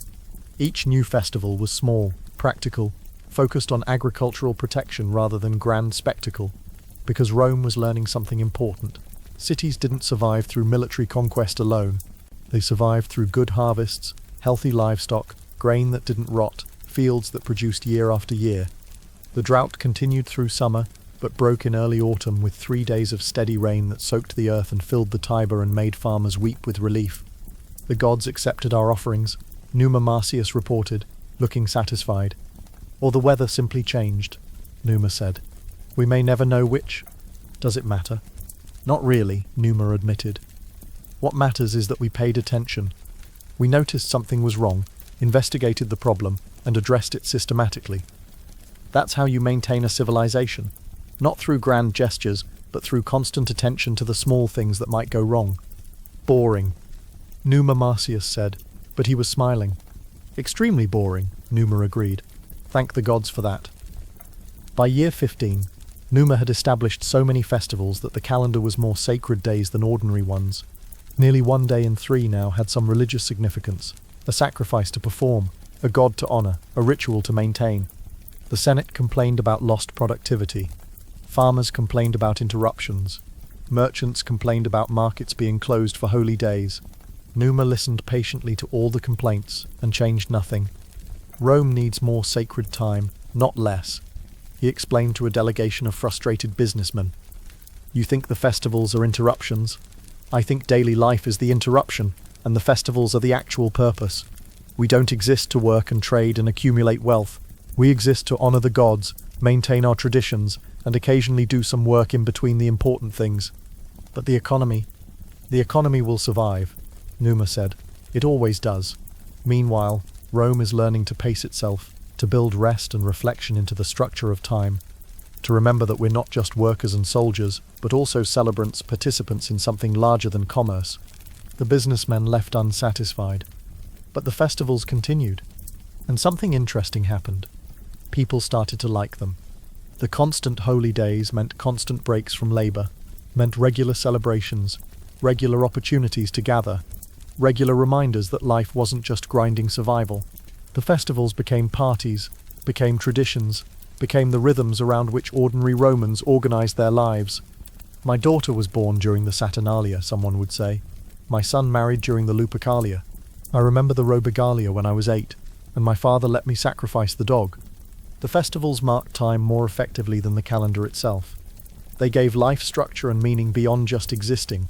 They turned the year into a story that repeated annually, familiar but never boring, because each repetition was slightly different, because you were never quite the same person watching the Salai dance or lighting Vesta's fire, or honoring Faunus in the woods. Numa watched Rome organize itself around sacred time and felt something close to satisfaction. This was working. Not perfectly. Nothing ever worked perfectly, but functionally. Rome was learning to be something other than a military camp that occasionally remembered to pray.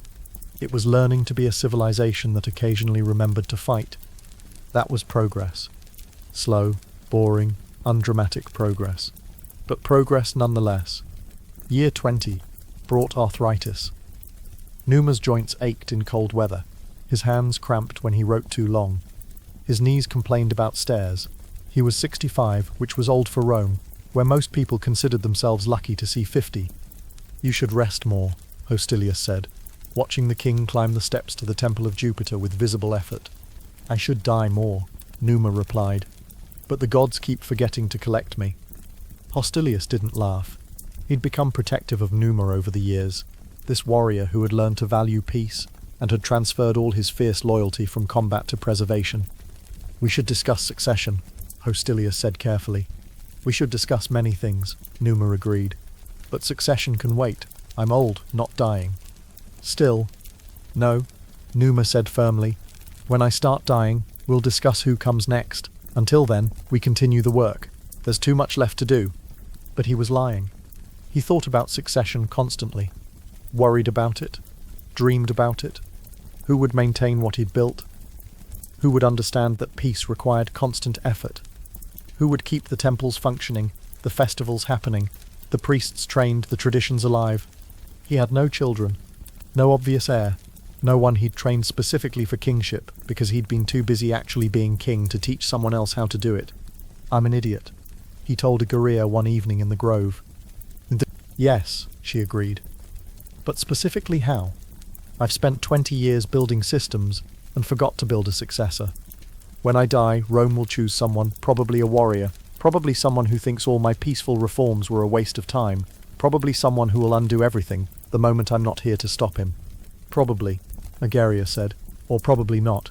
You don't know. You can't know. That's the thing about the future. It insists on being uncertain. That's not helpful. Truth rarely is, Aguria said. But here's something that might help. You haven't built a cult of personality. You've built systems that work without you. The Vestals don't tend the fire because Numa told them to. They tend it because that's their sacred duty, because the tradition is older than your reign, because the fire matters regardless of who's king. The Salian dance for Mars, not for you. The calendar works because it matches reality, not because you're enforcing it. But nothing, Aguria interrupted gently. You've done what you could. You've built something solid, something useful, something that might last. Now you let go and trust that Rome learnt enough to maintain it. Or you hold on so tight that when you finally die, which you will, because you're mortal, and that's how mortality works, your grip breaks everything you built. Numa sat in the darkness and listened to the spring flow endlessly over stones that had heard this conversation before, would hear it again, would continue long after both he and his worries had turned to dust. "I don't know how to let go," he admitted finally. "No one does," Agoria said. "But you learn, one day at a time, one moment of trust at a time, one festival that happens without your direct supervision, one temple that functions because the priests know their work, not because you're watching. You teach Rome to stand on its own by slowly, carefully removing yourself from the center of everything." "That sounds terrible." "It is," Agoria agreed. "It's called aging gracefully. Very few people manage it." Numa laughed despite himself. 20 years of consulting with a goddess, and she still knew how to surprise him with honesty that felt like cold water, shocking but clarifying. He walked home through streets lit by lamps that oil merchants kept filled without his supervision, past temples that priests maintained without his constant attention, through a city that functioned according to systems he'd built but no longer required him to hold together. It was working. Rome was learning to work without him, which was exactly what he'd wanted, and somehow terrifying anyway. 20 years down, however many left, until age or disease or simple exhaustion took him from a city he'd spent half his life trying to teach how to breathe. He hoped Rome had learned. He suspected it hadn't learnt enough. But he'd done what he could, built what he could, established what he could. The rest was Rome's choice, and Rome's future, and none of his business, really, once he was dead. Which should have been comforting, but wasn't. Not yet.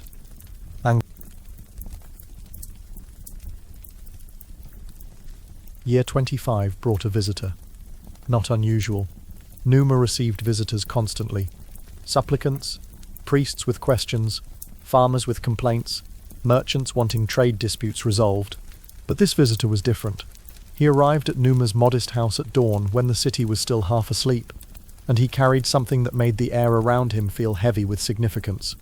His name was Pythagoras, or at least that's what he claimed.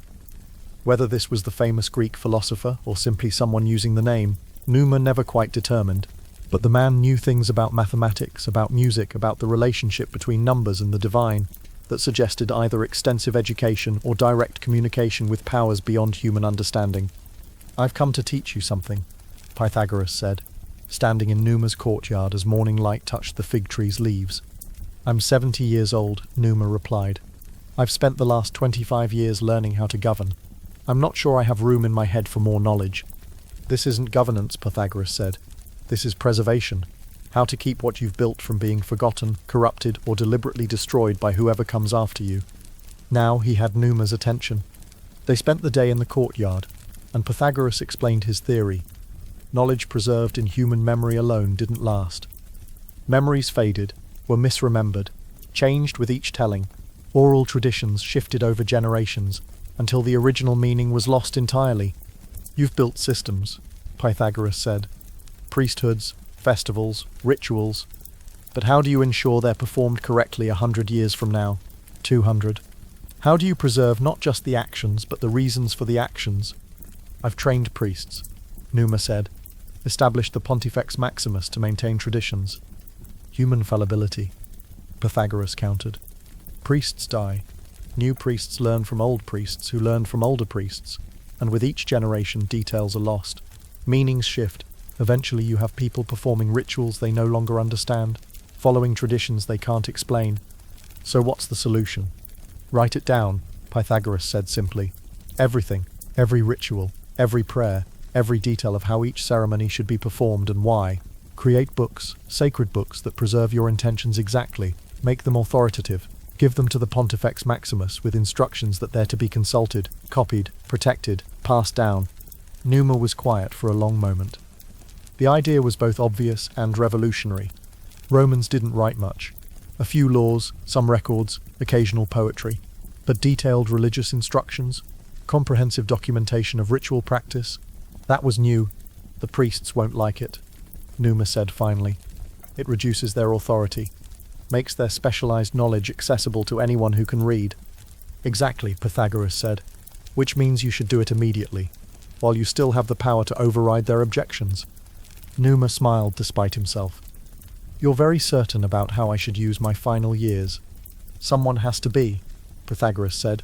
You're too worried about whether people will like what you're doing. Do it anyway. Make it mandatory. Let future generations thank you when they realize you gave them a map through the complexity you created. Numa began writing the next day. Not personally. His hands cramped too much for extensive writing. His eyes weren't what they used to be. His patience for transcription had worn thin decades ago. But he dictated, hour after hour, day after day, speaking into the attentive silence of scribes who recorded every word. He started with the calendar, explaining not just which festivals happened when, but why, the reasoning behind each holy day, the gods being honored, the agricultural or astronomical significance. He wanted future priests to understand the system, not just follow it blindly. Then he documented the rituals themselves, how to perform augury correctly, how to sacrifice to each god, which animals, which prayers, which specific details mattered, and which were flexible, how to maintain Vesta's fire, how the Sali should dance, how the Fetiales should declare war or negotiate peace. Every detail, every nuance, everything he'd learned in 25 years of building Rome's religious infrastructure. The scribes worked for months, filling scroll after scroll with Numa's accumulated wisdom. Some days he felt like he was creating something essential, a foundation that would outlast him, a guide for all the confused priests who would come after. Other days he felt like he was trying to capture water in his hands, attempting to pin down something living and dynamic into static words that would never quite contain the reality. But he continued, because Pythagoras was right. Memory alone wasn't enough. Human transmission wasn't reliable enough. Rome needed documentation. This is going to be expensive, Numa Marcius observed, watching the pile of scrolls grow. Papyrus costs money. Trained scribes cost money. Storage and preservation will cost money. Then we'll pay, Numa said. What's the point of accumulating wealth if we don't use it to preserve what matters? The sacred books grew. Numa documented the mysteries of each priesthood, the secret knowledge that made the flamens effective, the prayers only the Vestals knew, the augury techniques that required years to master. He wrote down recipes for sacred cakes, instructions for mixing ceremonial wine, specifications for altar construction. He was creating an operating manual for Roman religion, a comprehensive guide to maintaining the relationship between Rome and the divine. The priests were, as predicted, resistant. This makes our knowledge too accessible, one elderly flamen complained. Anyone who reads these scrolls can claim to understand our mysteries. Good, Numa said. Then if you all die in a plague, someone else can continue your work. That's called resilience. But the sacred nature of restricted knowledge is less important than the sacred nature of Rome surviving. Numa interrupted, more sharply than usual. I'm old. I'm tired. I don't have time to debate whether preserving our traditions is worth the minor loss of priestly exclusivity. It is. We're doing it. Object if you must. But the scrolls are being written regardless. The priest left, offended but not quite rebellious. This was the advantage of being king for 25 years. People had learnt that arguing with Numa was pointless. He was too patient to outlast, too reasonable to fight, too persistent to ignore. He would wear you down with gentle insistence until you gave up and did what he wanted anyway. The scrolls multiplied. Numa documented everything he could think of, then consulted with priests to find the gaps, then filled those gaps with more documentation. He was racing against his own mortality, trying to finish this project before age or illness removed him from the work. You're obsessing, Egeria said one evening, when Numa came to the grove looking particularly exhausted. I'm preserving, Numa corrected. There's a difference. Is there? Preservation is important. Obsession over preservation is just fear of death. I am afraid of death, Numa admitted. Not for myself. I've had 70 good years. That's more than most people get. But I'm afraid of what dies with me. All the understanding that can't be written down. All the nuance that gets lost in translation. All the reasons behind the rituals that scribes can record but not quite capture. Then trust, Egeria said simply. Trust that you've done enough. Trust that the next generation will figure out what you couldn't explain. Trust that Rome is capable of learning without you constantly teaching. That's a lot of trust. Yes, Egeria agreed. That's what aging requires. slowly letting go of control and trusting that what you built is strong enough to stand without your constant maintenance. Numa sat by the spring and listened to water flow over stones that had heard every conversation, remembered nothing, and continued anyway. Constant motion, eternal change. The water was never the same water twice, but the spring kept flowing. Maybe Rome would be like that. Constantly changing, never quite the same city year to year, but continuing anyway because the underlying structure was sound. Maybe that was enough. The sacred books were completed in Numa's 27th year as king. 12 major scrolls, plus dozens of supplementary texts, plus detailed appendices covering everything from altar maintenance to the proper pronunciation of ancient prayers. Numa called the Pontifex Maximus and the full College of Pontiffs to his house for the formal transfer of knowledge.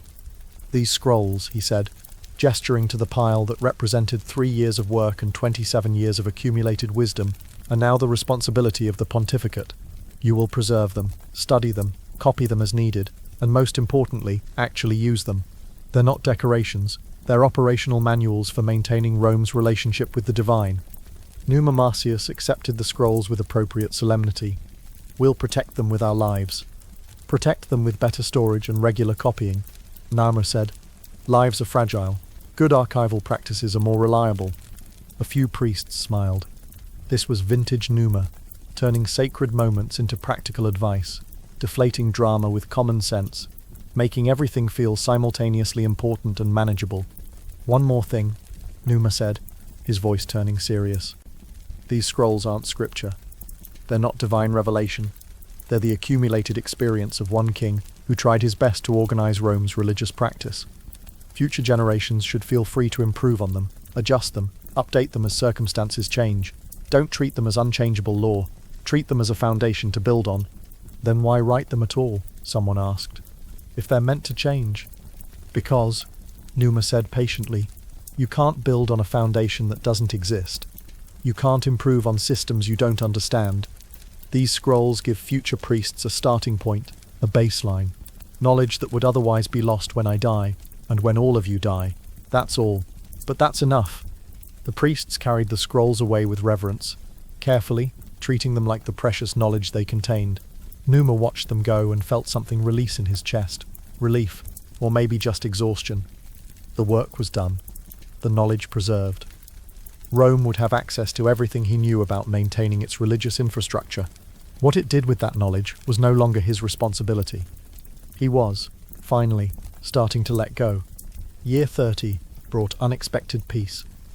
A delegation arrived from Alba Longa, the mother city, the place Ascanius had founded centuries ago, the place from which Rome's own founders had come. They brought greetings, gifts, and most surprisingly, a treaty proposal. We've watched Rome, the chief delegate said, addressing Numa in the forum. Watched it grow from a collection of hills into a city. Watched it survive Romulus's departure. Watched it thrive under your leadership. We see no benefit in conflict between our cities. We propose formal alliance, mutual defense, trade agreements, recognition that we share ancestry and therefore should share peace. The Senate was stunned. Treaties were supposed to be negotiated after wars, not offered freely by cities that could plausibly be conquered. Why? Proculus asked suspiciously. What does Alba Longa gain from allying with Rome? Security, the delegate said simply. Your city is growing, will continue growing. Better to be Rome's ally than Rome's target. Plus, your king has a reputation. 30 years of peace. No wars of aggression. A city that builds temples instead of attacking neighbors. That's unusual, worth preserving. Numa negotiated the treaty personally, working with the Fetiol, the priests of diplomacy, to create an agreement that was both legally binding and religiously sanctioned. The treaty wasn't just a political document, it was a sacred compact, sworn before the gods, with penalties that included divine punishment for betrayal. The ceremony took place on the border between Roman and Alban territory. Numa and the leaders of Alba Longa stood on opposite sides of a line marked with stones, and the Fetiales performed the ancient ritual, sacrificing a pig, swearing oaths in language so old even the priests weren't entirely sure of the translation, calling on Jupiter to witness and enforce the agreement. If either city breaks this compact, the chief Fetialis intoned, may Jupiter strike them as I strike this pig. He struck. The pig died. The treaty was sealed. Rome had its first formal alliance, achieved without warfare, without threats, without violence. Just two cities recognizing that cooperation served them better than conflict. Hostilius, now elderly himself but still serving as military commander, watched the ceremony with visible emotion. Romulus would have conquered Alba Longa, he said quietly to Numa afterwards. Absorbed it, made it part of Rome through force. I know, Numa said, but you made them an ally instead. A partner. They chose to join with us rather than being forced. Yes, that's... Hostilius paused, searching for the word. That's better, isn't it? Stronger, more stable. An alliance freely chosen lasts longer than a conquest maintained through fear. That's the theory, Numa said. We'll see if it works. It worked. The alliance with Alba Longa, held for decades, would hold for centuries. Other Latin cities noticed and approached Rome with similar proposals. The Sabines, already integrated through marriage and culture, formalized their relationship through treaty. The Etruscans, watching from the north, sent diplomatic missions instead of armies. Rome was becoming the center of a network of alliances rather than the center of an empire of conquest. It was slower, less dramatic, required constant diplomatic maintenance, but it was also more durable, more sustainable, less likely to collapse the moment Rome showed weakness. Numa watched his city become a diplomatic hub, and felt something close to vindication. 30 years of people telling him that peace was naive, that Rome needed to conquer or be conquered, that anything other than aggressive expansion was weakness. And here was Rome growing, thriving, accumulating power through alliance rather than warfare, proving that there were multiple paths to strength and violence wasn't always the most effective one. You were right, Hostilius said one evening, sharing wine in Numa's courtyard, about everything. Peace is harder than war, but it's better, builds more, lasts longer. I wish I'd understood that 40 years ago. You understand it now, Numa said. That's what matters. I'm 78 years old, Hostilius said. Understanding comes too late to do much with it. You're training the next generation of soldiers, Numa pointed out. Teaching them that military strength serves peace, not the other way around. That's more valuable than anything you could have done 40 years ago. Hostilius nodded slowly, accepting this comfort, and they sat in companionable silence while Rome continued its evening routine around them. Peaceful, prosperous, stable. Boring, in the best possible way. Year 35 brought illness. Nothing dramatic, just a persistent cough that wouldn't clear, fatigue that lasted longer each day, a body that had decided it had done enough and was starting the slow process of shutting down. Numa was 75. In Rome, that was ancient. He'd outlived most of his generation, had seen friends and colleagues and enemies all depart for whatever came after life. His continued survival was starting to feel less like blessing, and more like the universe forgetting he existed. You should rest more, Numa Marcius said, visiting the king's house with obvious concern. I rest constantly, Numa replied. That's the problem. I'm becoming the human equivalent of a temple that's beautiful but no longer actively used. Decorative but not functional. You're still functioning. Barely, Numa interrupted, not unkindly. I'm old. I'm tired. My body is politely informing me that it's time to start thinking about succession. We don't have to discuss this now. Yes, Numa said firmly. We do. I could die tomorrow. Could die next year. Could linger another decade, making everyone uncomfortable. But regardless, Rome needs to know who comes next. We need to choose, deliberately, while I can still advise on the choice. Numa Marcius was quiet. Then, who? Not me to decide, Numa said. That's the point. Romulus appeared and declared himself king. I was chosen by Senate and popular acceptance. The next king should be chosen deliberately, with thought, with consideration of what Rome needs, rather than who wants power most. A warrior, Numa Marcius said slowly. That's what they'll want, what they'll choose. Someone who reminds them of Romulus. Probably. Numa agreed. Rome has been at peace for 35 years. People are restless. The young men have trained as warriors but never fought wars. They want to test themselves, want to prove that Rome hasn't gone soft. So yes, probably a warrior, someone aggressive, someone who'll undo much of what we've built. Then, what's the point? Numa Marcius asked, frustrated. If everything gets destroyed the moment you die, why did we bother? Because, Numa said patiently, it won't all be destroyed. Some will be. The peace will probably end. Rome will probably return to warfare and conquest. But the temples remain, the priesthoods remain, the calendar remains, the vestals keep tending their fire, the Salii keep dancing, the festivals keep happening. All the infrastructure we built that stays, regardless of whether the next king values peace. He coughed, long and harsh, and Numa Pompilius waited for it to subside. I've built a foundation, Numa continued when he could speak again. The next king will build something different on that foundation, and the king after him will build something different again. That's how civilizations grow. Not through single perfect reigns, but through accumulation. Each king adds their piece. Some pieces last, some don't, but the whole becomes greater than any individual contribution. I still wish, Numa Pompilius said quietly, that Rome would choose another peaceful king, someone who'd continue your work. So do I, Numa admitted. But Rome chooses what Rome needs, or what Rome thinks it needs. Our job isn't to control that choice. Our job is to have built something useful enough that even warrior kings won't destroy it completely. They sat together in the courtyard. Two men named Numa, who had spent decades building Rome's religious infrastructure, who would soon watch someone else decide whether that infrastructure mattered. The fig tree still grew, the seasons still changed, the calendar still organized time into meaningful segments. Some things continued, regardless of who ruled. That would have to be enough.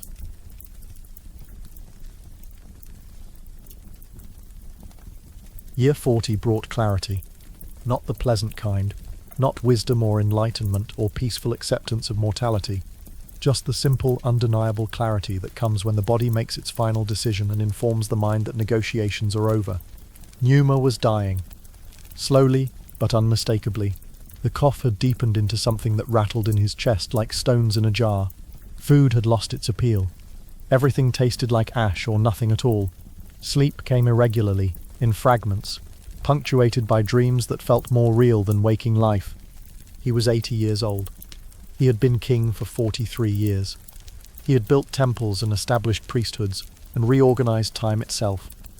He had taught Rome to breathe, even if Rome still forgot sometimes and held its breath out of old habit. It was enough. It had to be enough, because ready or not, willing or not, his time was ending. The Senate knew. The priests knew. The entire city knew.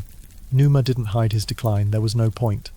Better to let Rome prepare, to start thinking about what came next, to adjust to the reality that the peaceful king was becoming a memory, rather than a presence. We should discuss succession, Proculus said gently, sitting beside Numa's bed one afternoon while autumn light slanted through the window. We've been discussing succession for 10 years, Numa replied, his voice thin but still carrying that patient humor that had defined his reign. At some point, discussing becomes procrastination. Then let's decide. Proculus said, who should follow you? Numa was quiet for a long moment, gathering strength for what he knew would be his last significant political decision. Tullus Hostilius, he said finally. Proculus blinked. The commander's grandson? Yes. The warrior, the aggressive one. The one who's been pacing like a caged wolf for the past decade because Rome hasn't given him anything to fight. But he's nothing like you, Proculus protested. He'll undo everything. The peace, the diplomatic alliances, all the work you've done. He'll undo some of it. Numa agreed. Not all. That's the point. Rome has been peaceful for 43 years, long enough to learn the habits, to build the infrastructure, to establish the traditions, but not so long that it's forgotten how to defend itself. Tullus will remind Rome of its strength. We'll test whether the systems I built can survive a warrior king.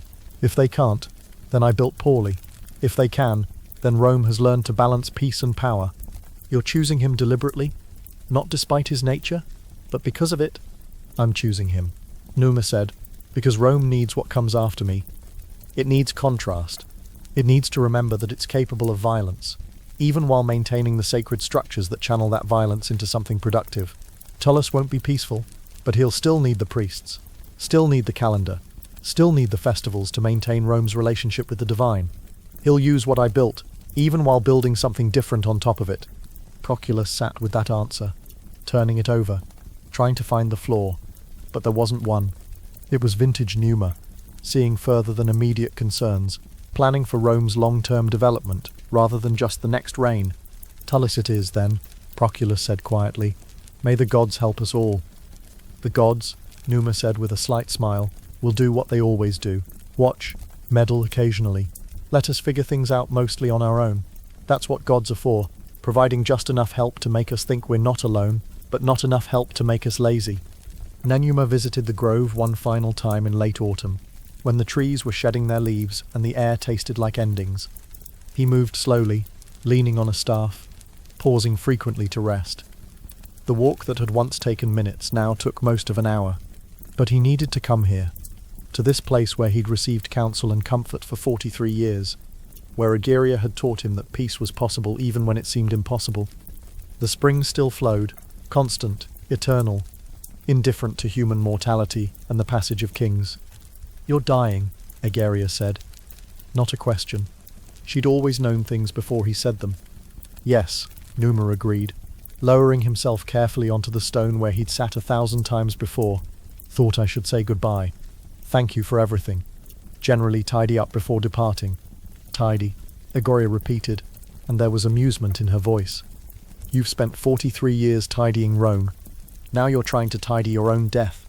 "Habit," Numa said. "Can't help it. Leave things organized. That's what my mother taught me. Didn't realize I'd apply the principle to mortality, but here we are." The spring bubbled and flowed. Leaves drifted down from oak trees that would outlive everyone currently alive in Rome. The grove held its peace the way it always had, patient, eternal, unimpressed by human urgency. "I chose Tullus," Numa said, "the warrior, the one who'll probably start Rome fighting again the moment I'm not here to stop him." "Good choice," Egeria said. Numa laughed, which turned into coughing, which took a minute to subside. "Most people think I'm mad, choosing my opposite, choosing someone who'll undo my work." "You didn't choose your opposite," Egeria corrected gently. "You chose Rome's next phase. Rome needed you to teach it stillness, structure, sacred time. Now it needs Tullus to remind it of movement, strength, forward momentum. One king can't be everything. That's why you have succession. So different aspects of civilization can be emphasized in turn. But the peace will survive in different form," Egeria said. "You've built well, Numa. The temples stand, the priesthoods function, the calendar organizes time, the Vestals tend their fire. All of that continues regardless of whether Rome is at war or peace. You've given Rome something more valuable than perpetual peace. You've given it the infrastructure to maintain itself spiritually, even during violence." Numa sat and listened to the spring, and tried to believe her, tried to trust that 43 years of work hadn't been in vain, that the systems would endure, that Rome had learnt enough to continue what he'd started, even while pursuing different goals. "I wish I could see it," he said quietly. "See what Rome becomes, whether the temples last, whether people remember why we built them, whether any of this matters 100 years from now." "You can't," Egeria said. "That's mortality. You do your work and then you leave, trusting that it mattered even though you'll never know for certain. It's harder than anything you've built, Numa. This letting go, this acceptance that your story ends while Rome's story continues. I don't accept it gracefully." "No one does," Egeria said, "but you accept it anyway, because you're out of choices." They sat together in the autumn grove, the dying king, and the eternal spring, sharing a silence that felt like prayer, or perhaps just the quiet acknowledgement that everything ends eventually, even good reigns, even patient kings, even peace that lasted longer than anyone expected. "Thank you," Numa said finally, "for 43 years of wisdom, for teaching me that peace was possible, for being here every time I doubted." "Thank you," Egeria replied, "for listening, for actually trying, for being the kind of king who consulted goddesses in groves instead of just assuming he knew everything. You've been a good student, Numa Pompilius, the best I've taught." "Have there been others?" "Not yet," Egeria said, "but there will be.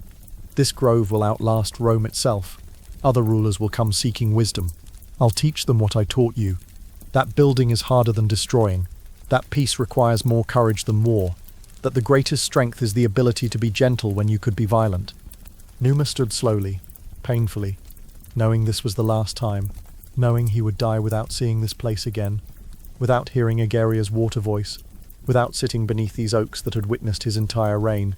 "Goodbye," he said. "Not goodbye," Egeria corrected. "Just until later. Everything returns to earth eventually. Water knows that. Springs remember."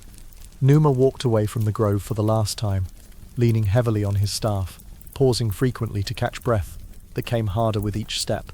Behind him, the spring kept flowing, the oaks kept growing, the sacred space kept being sacred, indifferent to individual lives and their endings. Rome would continue. The work would continue. The story would continue. He just wouldn't be there to see it. Winter came early that year, cold and sharp, like the world wanted to match Numa's condition. He stayed in bed mostly now, too weak to walk far, too tired to pretend he was still capable of ruling. The Senate managed daily affairs. Numa Marcius handled religious matters. Tullus Hostilius prepared to become king, though no one had formally announced it yet. Everyone was waiting for Numa to die first, out of respect or superstition, or simple uncertainty about how succession was supposed to work. Rome held its breath and waited. Numa received visitors when he had strength for it. Old friends, priests seeking final guidance, citizens who wanted to thank him for 43 years of peace. He blessed them all with whatever energy remained, gave what advice he could, tried to be gracious about dying even though he wasn't particularly good at it. Hostilius came one afternoon, not Tullus but the old commander, now 90 and moving like a careful arrangement of bones held together by habit and stubbornness. "You chose my grandson," Hostilius said, settling into the chair beside Numa's bed. "Yes. He's aggressive, impatient, everything you're not." "I know," Numa said. "That's why I chose him." Hostilius smiled, slow, sad, understanding. "You're smarter than I ever gave you credit for. All those years ago when you first arrived and started talking about peace, I thought you were naive, thought you'd get Rome destroyed through weakness. And I was wrong. You made Rome stronger. Different kind of strength than I understood, but real, lasting. My grandson will test that strength. We'll see if what you built can withstand a warrior king. If it can, then Rome has truly learned something. If it can't," Hostilius shrugged, "then at least we tried." "That's all anyone can do," Numa said. "Try, build, hope it lasts, let go." They sat together in comfortable silence, the peaceful king and the old warrior, both nearing the end, both watching Rome prepare for its next phase. "Thank you," Hostilius said finally, "for teaching me that there were other ways to serve Rome, other kinds of courage. I'm glad I lived long enough to understand what you were doing." "Thank you," Numa replied, "for being willing to learn, for helping build what I couldn't build alone, for dancing when you could have fought." Hostilius left, and Numa watched him go. This man who had spent his life perfecting violence and his final years learning peace. If Hostilius could change, could learn, could transform, then maybe Rome could too. Maybe the systems would endure. Maybe Tullus would maintain what mattered, even while pursuing conquest. Maybe. The end came on a cold morning in late winter, when frost covered the city and the Tiber ran grey under grey skies. Numa woke knowing this was the day. Not because anything hurt worse than usual. Everything hurt constantly. That was just existence now. But because something had shifted. Some internal awareness that the body had reached its limit and was done negotiating. Numa Marcius was there. Had been there all night. Several other priests waited in the next room. The Vestals had been notified. The Senate was assembling. Everyone was ready for this death. Had been ready for months. Was perhaps even relieved that the waiting was finally ending. "Last rites?" Numa Marcius asked quietly. "No," Numa said.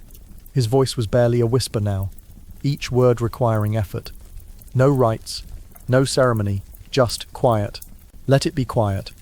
Numa Marcius nodded and took the king's hand. Thin, cold, barely present already. "Did I do enough?" Numa asked, the question he'd been avoiding for years now urgent in these final moments. "Did I build something that lasts?" "You built something that lasts," Numa Marcius said firmly. "Temples, priesthoods, traditions, a calendar that organizes time, systems that work, knowledge preserved in scrolls. You gave Rome a spiritual foundation that will outlast any individual reign. Yes, you did enough." Numa wanted to believe him, wanted to trust that 43 years of patient work had mattered, had changed Rome fundamentally, had established something that couldn't be undone by one aggressive successor. But belief required energy he no longer had. Trust required strength that had already departed. So he just nodded, accepted the assurance and let go of the question. The morning light strengthened. Somewhere in the city, the Celia were probably practicing their dances. The Vestals were tending their fire. priests were consulting the calendar, preparing for the day's minor festivals and observances. All the machinery of sacred time that Numa had built, still functioning, still serving Rome, still maintaining the connection between city and divine, it would continue without him. That was the point. That was what made it worth building. Numa Pompilius, second king of Rome, died as the sun reached its peak, quietly, peacefully, surrounded by the priests he'd trained and the systems he'd established. No thunder marked his passing. No storm appeared to carry him to the gods. Just a peaceful ending to a peaceful reign, a gentle man returning to the earth he'd spent his life trying to organize. Rome mourned. Not with wild grief. Numa had been old, his death expected, his suffering ended mercifully. But with genuine sorrow, with the particular sadness that comes when you realize you've lost something valuable that you'd taken for granted because it had been there so long you forgot it could disappear. The funeral lasted 7 days. Every temple held ceremonies. Every priesthood performed rituals. The Salii danced through streets draped in mourning cloth.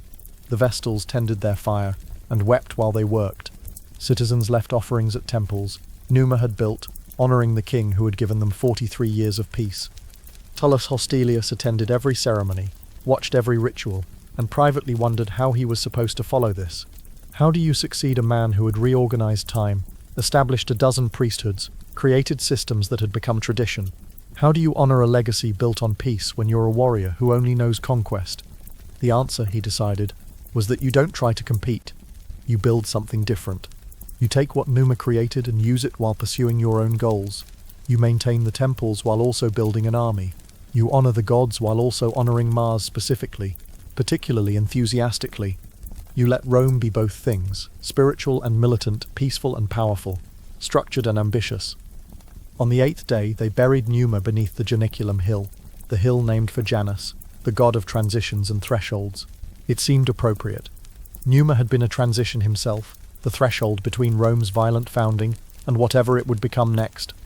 He was a good king, someone said at the burial. Not anyone important, just a citizen, speaking to the crowd around the grave. He was a boring king, someone else replied. Yes, the first person agreed, but boring in the best way. Boring like safety, boring like knowing the calendar made sense, boring like not wondering if your city would still exist next year. I suppose that's true, the second person admitted, although his successor looks exciting. Terrifying, the first person corrected. Tullus looks terrifying. They were both right.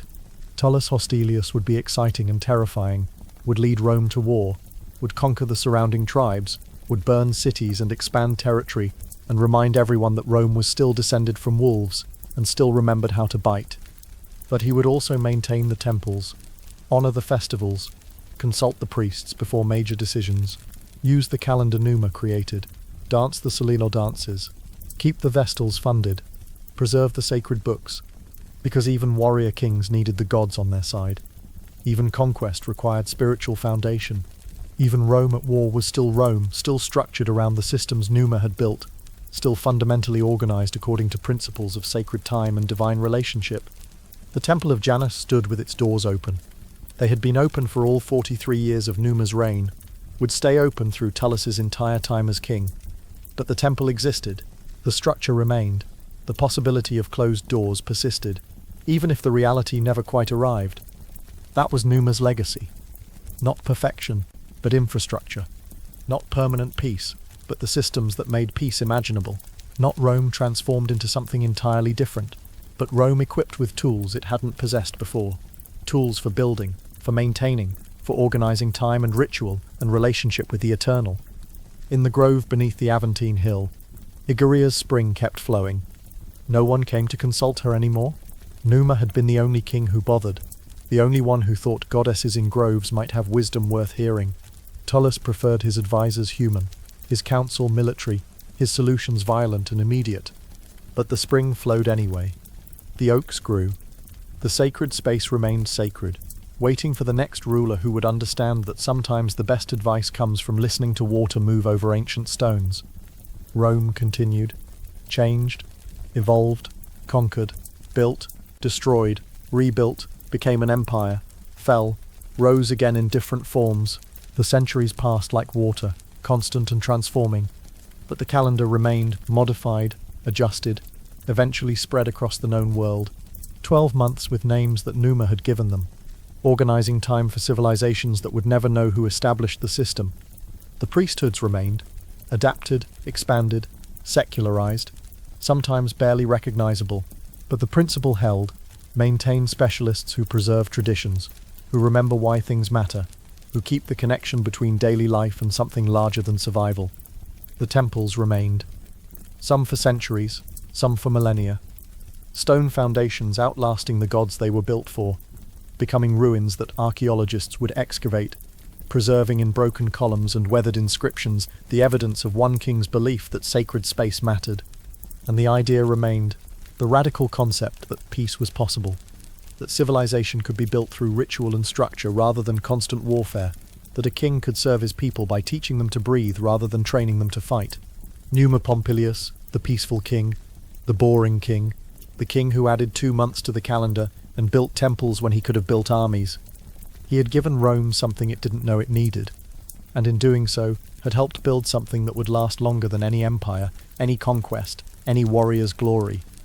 He had built time itself, had organized it, had given it structure and meaning and holy days that reminded people to pause, reflect, honor something beyond themselves.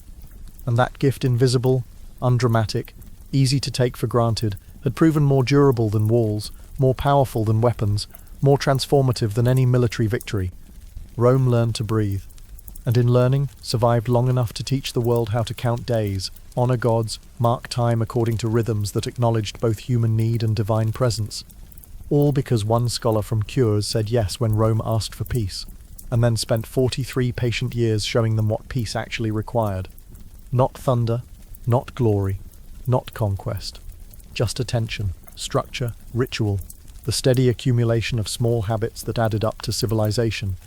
The spring kept flowing, the calendar kept turning, the temples stood, and Rome, in its own complicated way, remembered the king who taught it that there was more than one way to be strong.